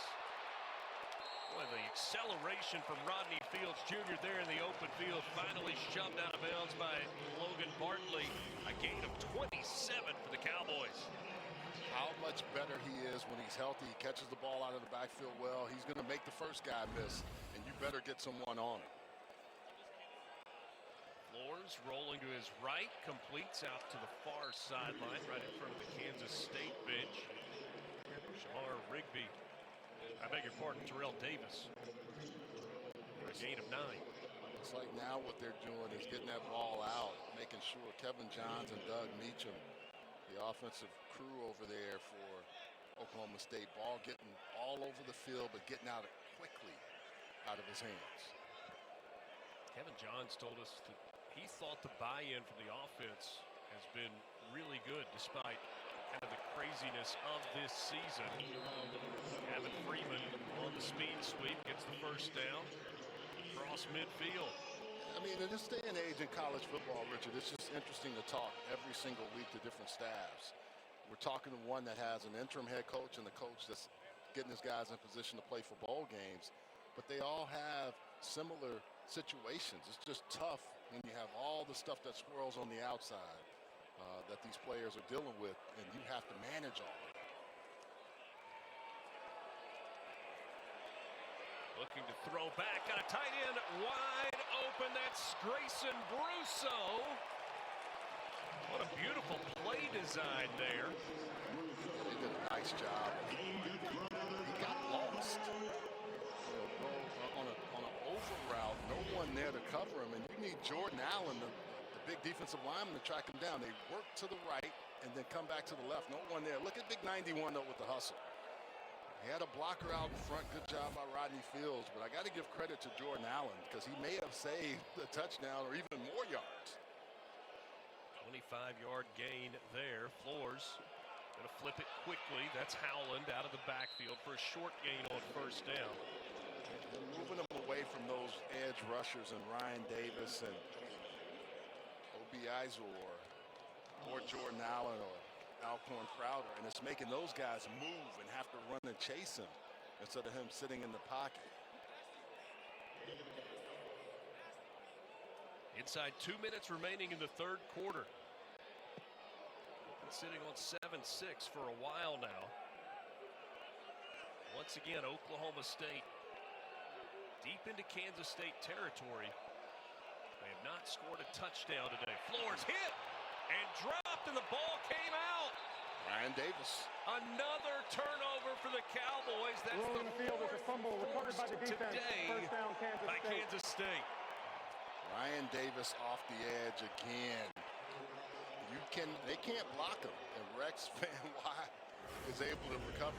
They had done so well of moving the pocket, and watch this time. No, 52 is just, hey, if you're gonna sit in that pocket, I'm gonna come and grab you. And then the ball is recovered by the Kansas State Wildcats. Yeah, Rex Van Wy with the recovery after the vicious hit by Ryan Davis. One of those young linebackers. Van Wy getting the chance to play more, but Ryan Davis has been so disruptive, the sophomore out of Phoenix, Arizona. For Oklahoma State, 4 of the last 5 possessions have ended in turnovers. Interception, field goal attempt, interception, fumble. But K-State has not been able to capitalize. That's right. on it. It's been, these two defenses now have played some really good football. One's going to crack, but right now they're just jab, body blow to each other. Avery Johnson under center, just a deep handoff to Joe Jackson. Jackson moving the pile. Gain of 7 on the carry. It looked like it's going to be a 2-yard gain, and then it just becomes a 7-yard gain. That was that smash mouth concept that we were talking about earlier. There was nothing air raid about under center, deep handoff, straight ahead running. Yeah. Texas A&M trying to make things interesting in College Station. They've scored a couple of third-quarter touchdowns to make that now a 30-17 game. Pump fake and a throw and a completion. Jerron Tibbs. One of the offensive linemen for K-State is down, but really nice play-action pass and get the ball over to Tibbs. 28-yard, 27-yard throw and catch that time. 56 there from the offensive line. That's the right tackle, Andrew Lanegang.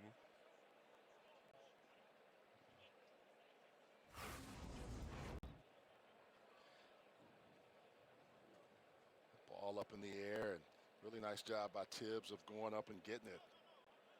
All-state basketball player in high school out of Indianapolis Cathedral High School. Transfer from Purdue, and like I said before the game, he was doing a really nice job on the jugs and just working out, catching the football.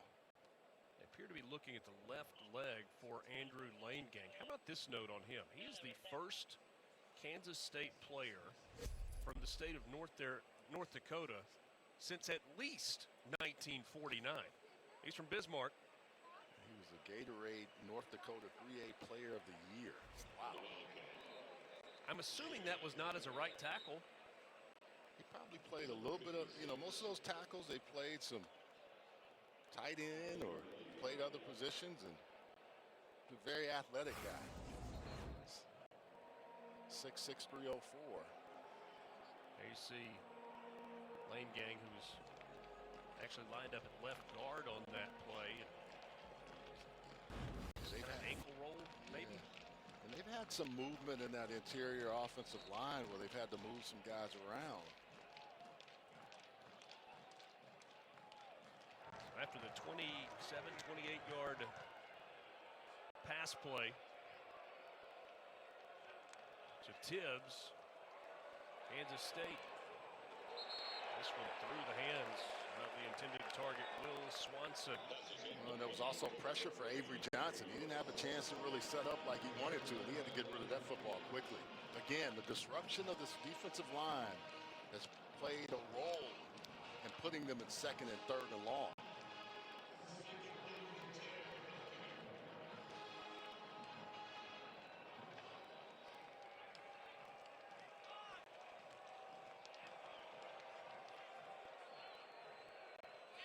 Kansas State opened their season in Dublin. It feels like an eternity ago, back on August 23rd. It was a 3-point loss to Iowa State. Chris Kleiman told us that took something out of his team. They came back home, immediately played a game against North Dakota. Then they had a really difficult to prepare for team in Army. Then they had a Friday night game at Arizona before they finally got an open date and were able to just kind of take a breath. Yeah, he said after that Arizona game, they had to come back and figure out how to get themselves better and ready for the stretch That is run. the end of the third quarter. A one-point game as we go to the fourth quarter in Stillwater.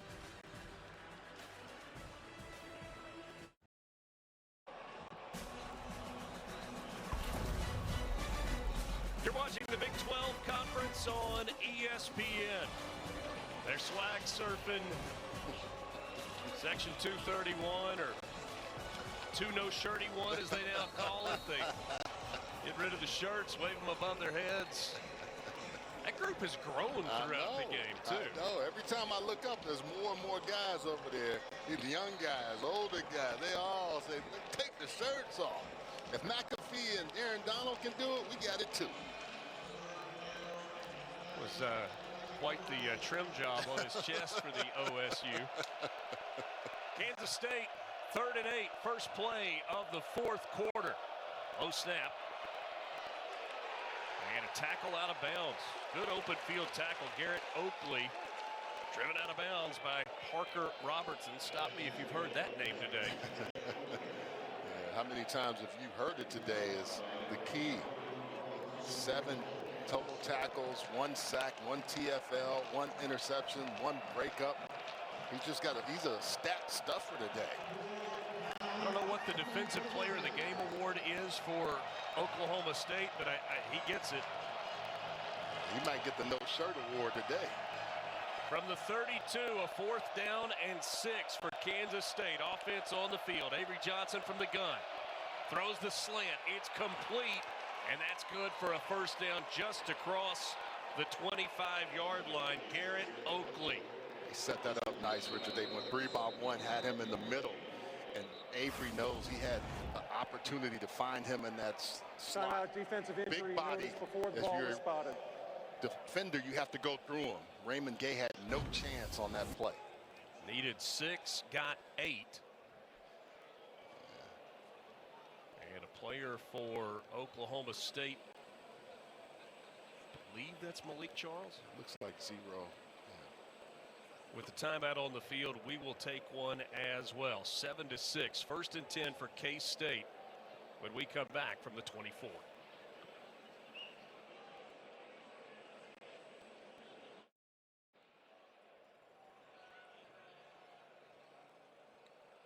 A tense couple of minutes inside Boone Pickens Stadium. Malik Charles, the linebacker for Oklahoma State, has been down on the turf for the entire time we've been away.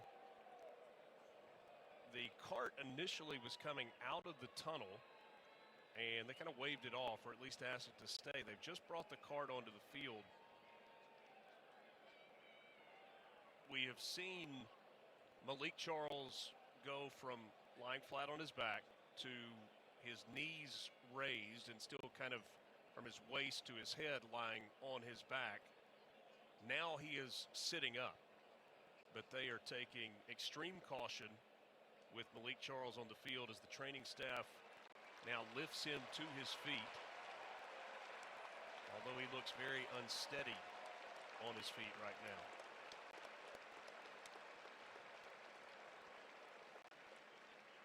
Scary moment inside Boone Pickens Stadium, but a lot of good signs in what you are seeing right now. Chris Kleiman, the head coach from Kansas State, kind of made his way out to the area where Malik Charles was being attended to. Doug Meacham was out with the medical team for a while. We're going to lie him down and we'll take him off. Obviously a great deal of concern right now for Malik Charles.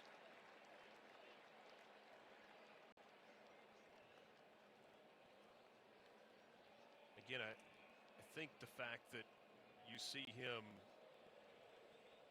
standing even as he was being helped up, a positive sign. You see squeezing the hand of presumably part of the training staff there as he's going off the field, and he'll get a nice ovation and have his teammates meet him as he comes off. He gives a thumbs up and waves to this crowd at Boone Pickens Stadium.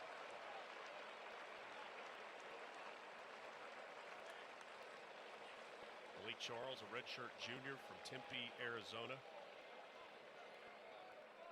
Western New Mexico, Northern Arizona, University of West Georgia before landing here at Oklahoma State. And see what happened here. You got Malik Charles coming off the left side.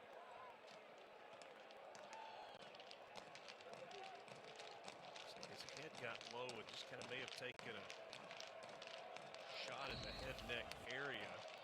From the John story as he's running through and they collide. Certainly hope for the best with Malik Charles as Kansas State offensively will now go to work from the 24.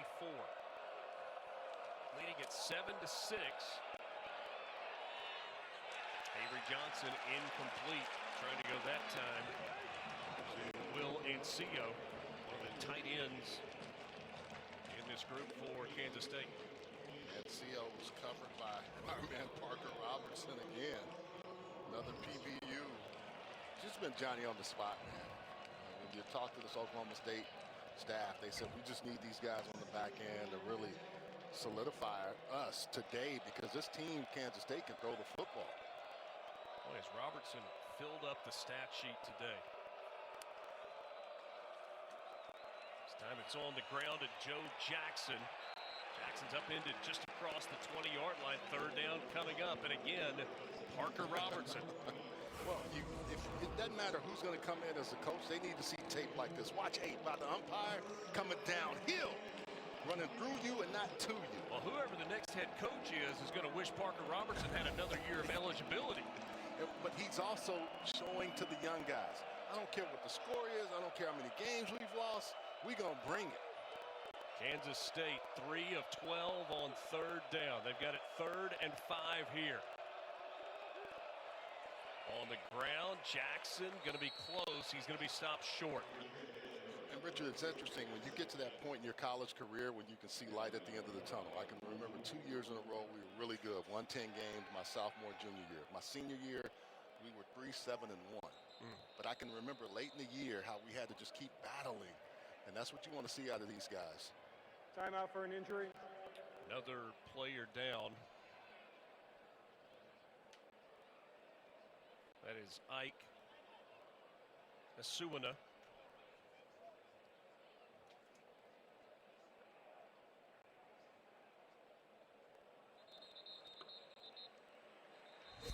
Well, that's good to see. Yeah, he's 25 jogging off the field.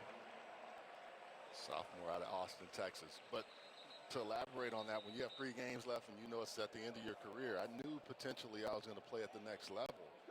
But you don't know what's next for some of these guys, especially if you're Parker Robertson. You've had a career, you've been a former walk-on. You got to play with the chip on your shoulder and help those young guys understand that when you show up in between these lines, this is what you have to do. Kansas State going for it on 4th and 1. A heavy package. Oakley lined up in the backfield. It's Jackson straight ahead into the end zone. Touchdown, Kansas State. A flag is down.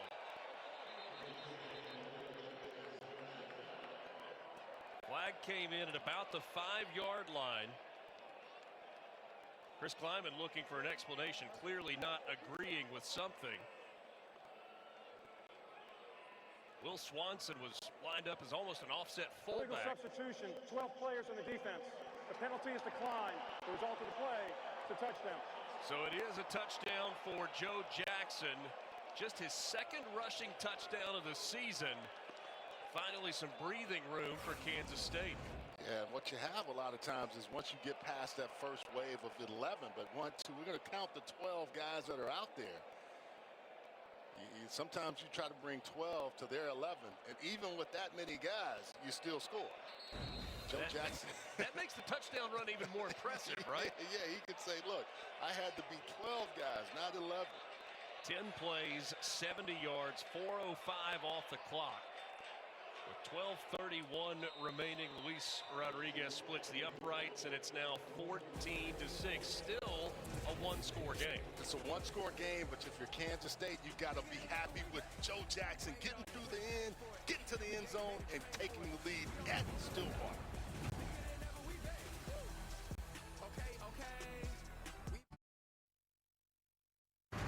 The college football playoff begins December 19th and concludes with the national championship January 19th on ESPN.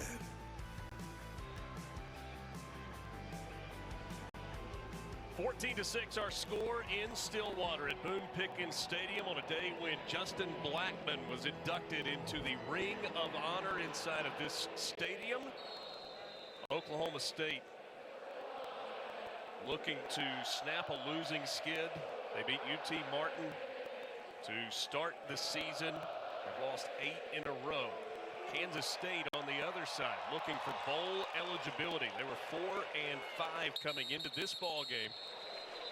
Got to get to 6 to play in the postseason. And Oklahoma State's offense headed back out. Zane Flores looking for possibility of tying this ball game.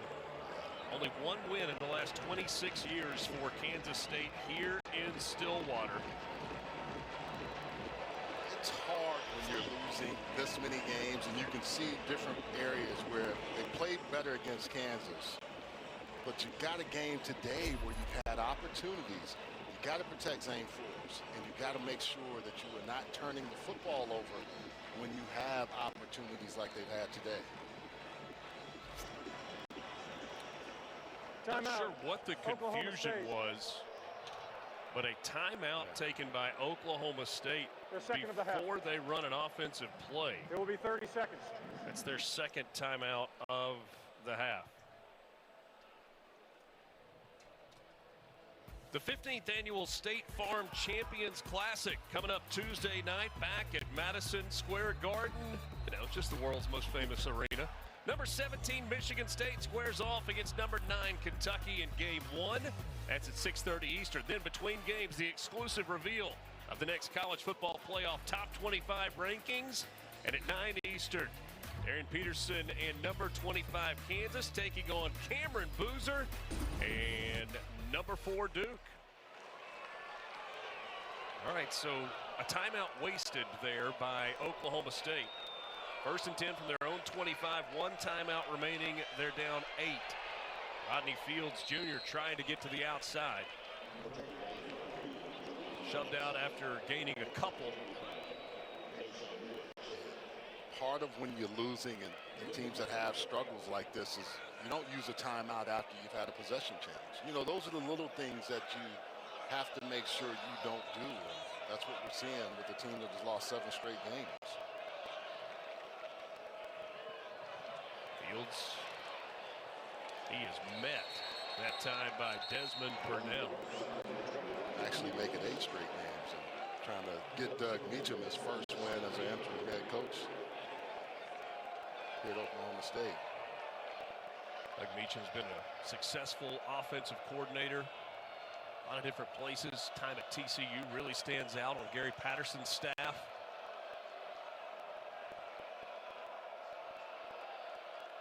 Third down and 5. So see Meacham looking on from the Oklahoma State sideline. Flores, plenty of time. Good pocket. Now he's going to take off. Dumps it over the middle, and that ball is caught. Shamar Rigby made himself available, and that's enough for a first down, a gain of 7. Talked about a guy that was starting to step up for him. Rigby is one of them. Gavin Freeman, who we saw earlier. But Flores has run the ball effectively early, and that twist inside, he steps up right here and then fires it. That's what you got to do in those situations. Stay out of harm's way and keep the chains moving. Trent Howland now in the backfield.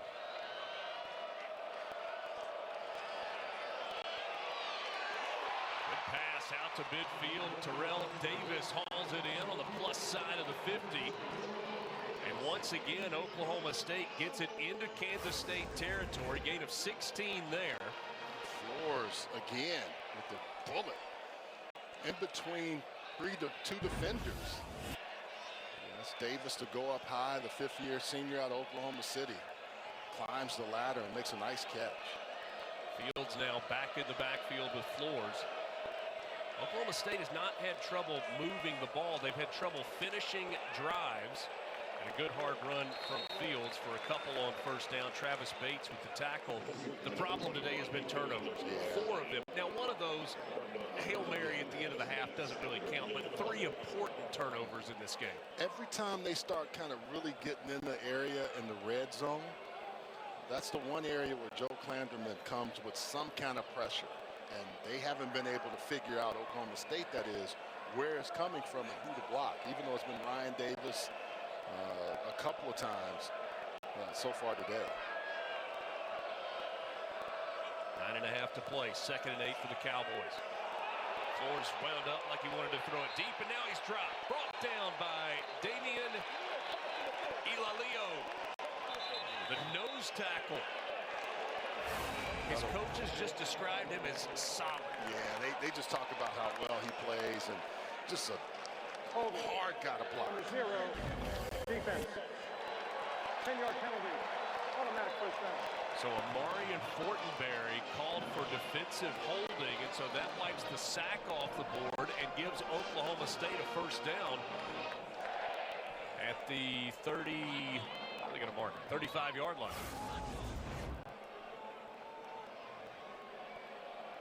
The receiver gives him a move, and Amari and Fortenberry just takes him down. That may have been a don't give up a touchdown penalty. To the outside with a little bit of room. A good hard run. That's Vialahi. Vialahi got around the corner really quickly. They said we were going to see all the running backs. He, Fields, and Holland have really done a nice job in this running game today for this Oklahoma State team. 129 yards rushing on the ground. Inside the 30. Can the Cowboys get it to the end zone? They set up a throw down the field by the running back, and that one is intercepted. It's Daniel Cobbs coming up with the INT, and once again a turnover by Oklahoma State. Trent Howland forced the throw, and an easy interception that time for Cobbs. There was nowhere for him to throw that football. And K-State has really figured out there are going to be some gimmicks and some tricks, and that was not a very good call. It wasn't called at the right time. The field is an interception by the defense. First down, Kansas State. A lot of times when you have these trick plays and you have the running back knowing that, hey, I may not be able to throw this with a receiver, and so I just throw it out of bounds to save our offense an opportunity. In the neighborhood of Gavin Freeman, his momentum was kind of carrying away from him. Couldn't come back to try and knock it down or break up the interception opportunity. Ball just kind of floated. A turnover, and Kansas State looking for a win on the road, which is a rarity in Stillwater. Cobbs with the interception. Kansas State ball when we come back.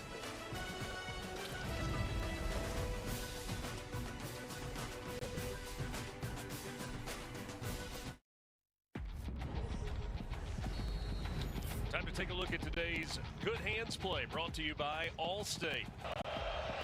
What a game it has been for Parker Robertson, including this interception. Stepped in front of the receiver, took one away from Garrett Oakley.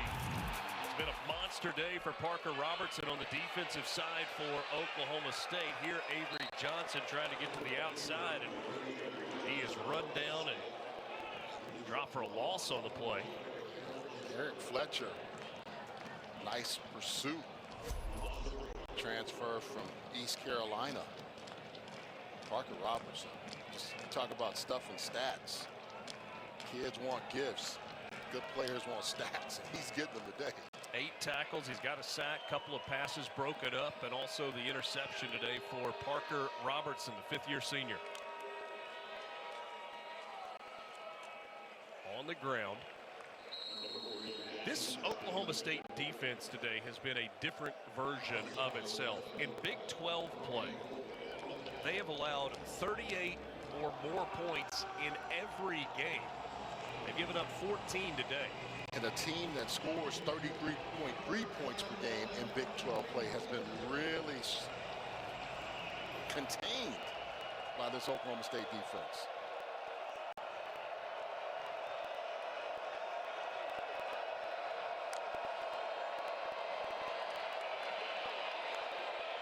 Johnson complete. He gets it to Adonis Moise for a Kansas State first down. 18 yards on the reception.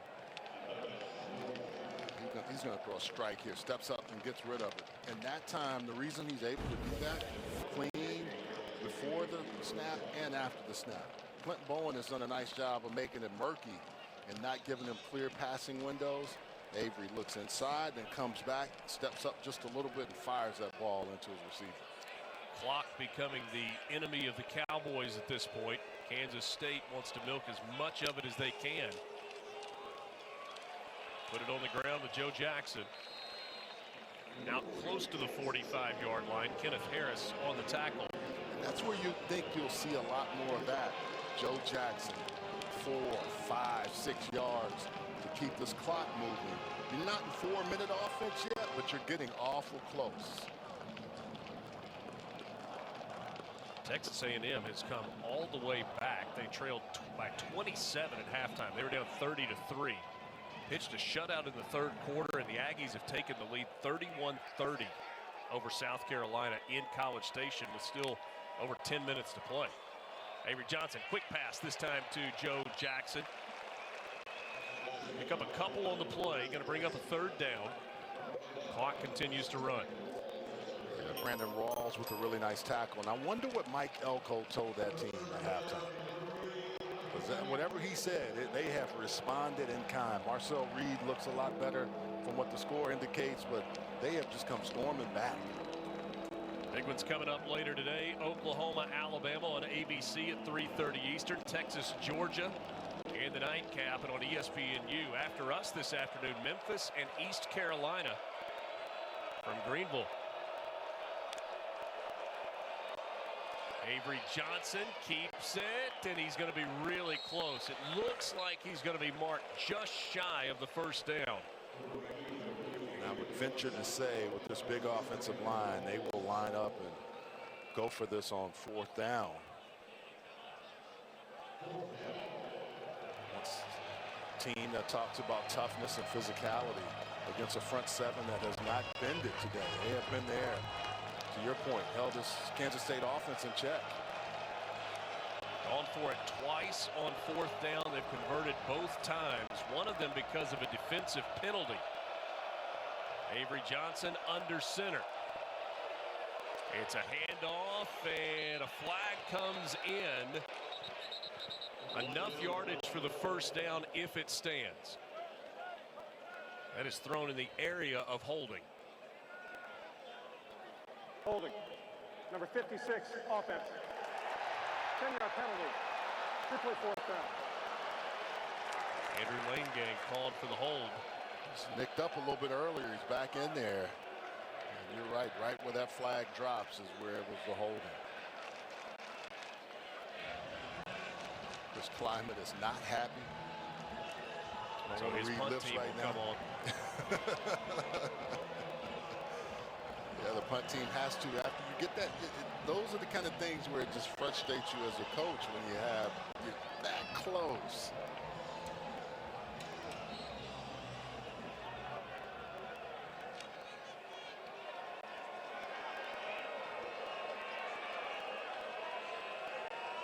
Simon McClannon moves this one back to the 13-yard line. Return of about 10 yards after a 53-yard punt. UFC 322 is tonight at Madison Square Garden, highlighted by 2 title fights. The men's welterweight and women's flyweight belts are on the line. The prelims begin at 8 Eastern, main card at 10 Eastern on pay-per-view. But it's also available at ESPNplus.com/PPV.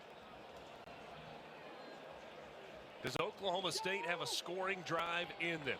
They trail by 8 with 4:04 to play. 5 turnovers today by the Cowboys offense. One of them on a Hail Mary right before the half. Flores goes to the air, and he completes it to Gavin Freeman. Nice first play of the drive. And it's been one of those situations from the 20 to the 20. This Kansas State defense has given up a lot of yards, and then all of a sudden they tighten up. right when they need to, whether it's a big sack, whether it's a big strip force fumble, whether it's an interception. So let's see if this Oklahoma State team can get it all the way into the end zone. 204 yards through the air today for Oklahoma State. This time Gavin Freeman wrestled down for a loss. That's Asa Newsom with the tackle. Flores 21 of 29, 211 yards, no touchdowns. He's been intercepted twice. Asa Newsom, they were really wanting to see how he would play. He was hurt last season, out earlier this year. We called his name quite a bit today as well. Oklahoma State only one timeout remaining. Remember, they had to burn one after a change of possession. They do have the 2-minute timeout as well. Here's Rodney Fields Jr. picking his way out to the 45 for a gain of 6 yards and a third down coming up. They're going at a methodical pace, but again, don't use all the clock, but make sure you get in there and try to score because you struggled in the red zone in particular. Got to have a touchdown and a 2-point conversion.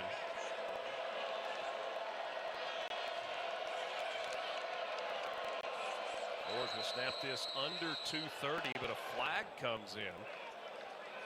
That's going to be a delay of game on Oklahoma State. No sense of urgency getting to the line and getting that play run. Delay of game. Number 23, defense. Player was clapping, getting disconcerted. 5-yard penalty results in a first down.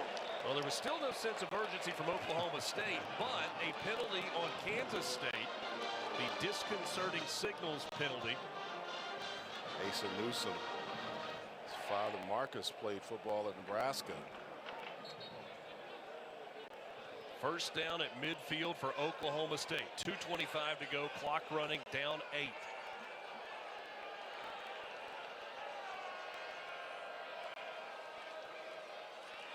Make it to Fields, and now Flores gets to the outside and throws it incomplete. That one at the feet of Terrell Davis. Yeah, he had pressure coming. And Flores, who has shown some good athleticism today, I have to just get away from this. I cannot let these guys get to me. Flores missed 3 games this year with injury. Missed the Houston, Cincinnati, and Texas Tech games. Back against Kansas and played actually pretty well. Gave him a chance to be in that football game. He had thrown only 3 interceptions all season coming into today. Dumps this one across the middle to Gavin Freeman. 5-yard gain. And that will take us to the 2-minute timeout. 14-6, Kansas State leading it over Oklahoma State. Cowboys need a touchdown plus 2. The Allstate Saturday Kickoff is brought to you by Allstate. You're in good hands.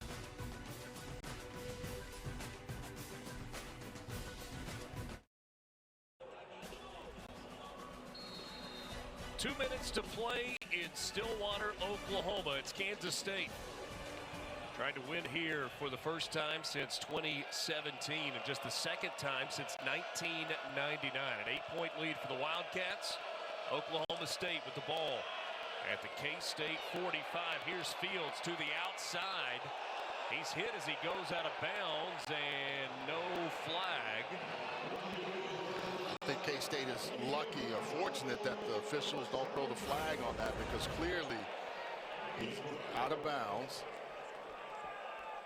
That hit comes a little bit late. Daniel Cobbs. Just showed the replay on the video board. You heard the boos from the Oklahoma State fans. As it is, a gain of 12 and a first down for the Cowboys.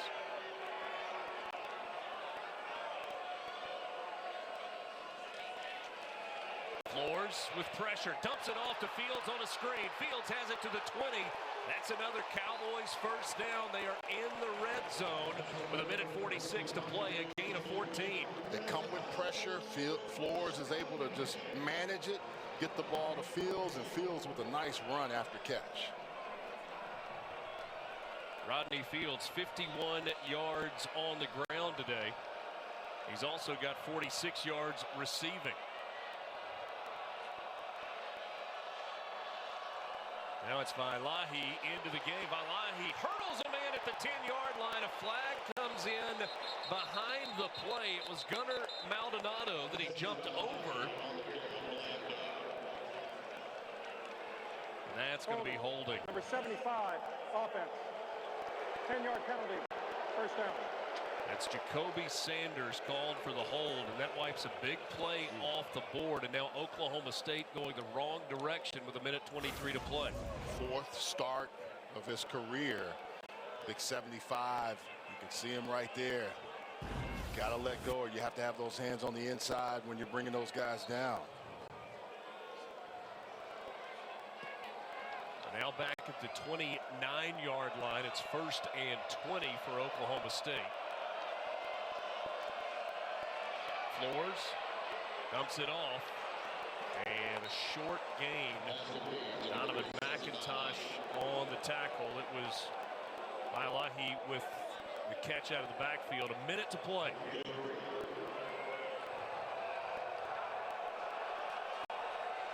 Quick pass and a big hit. The throw was behind Vailahi. DJ Payne laying the lumber. DJ Payne came over and brought it.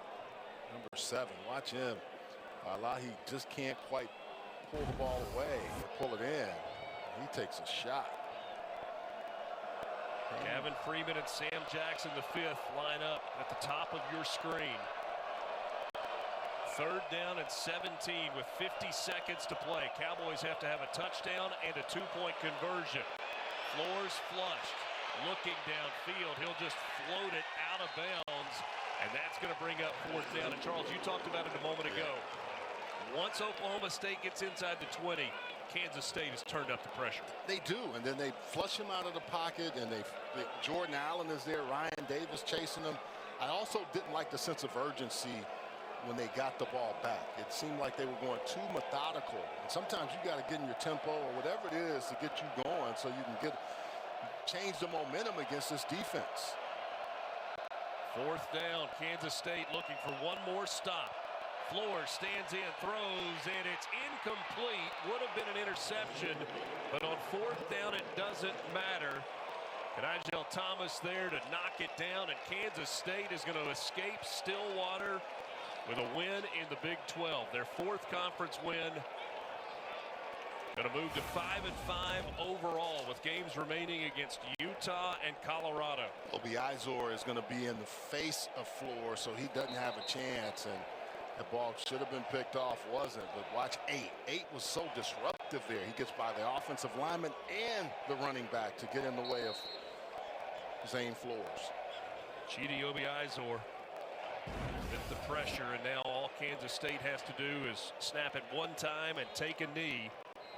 They're able to do that. Well, Oklahoma State may use its final timeout.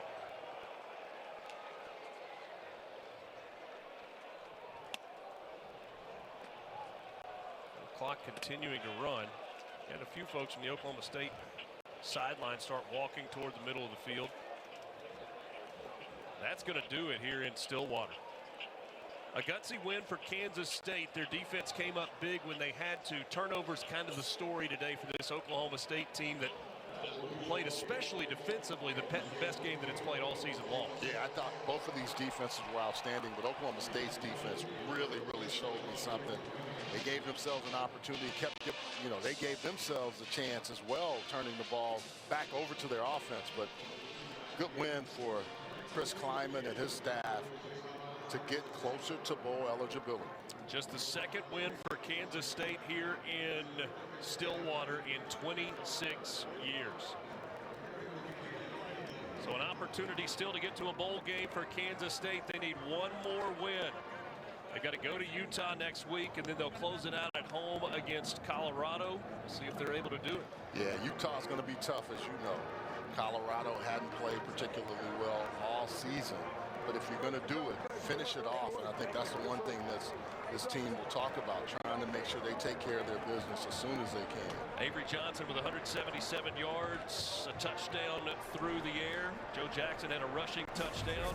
14-6 the final. That wraps it up here in Stillwater.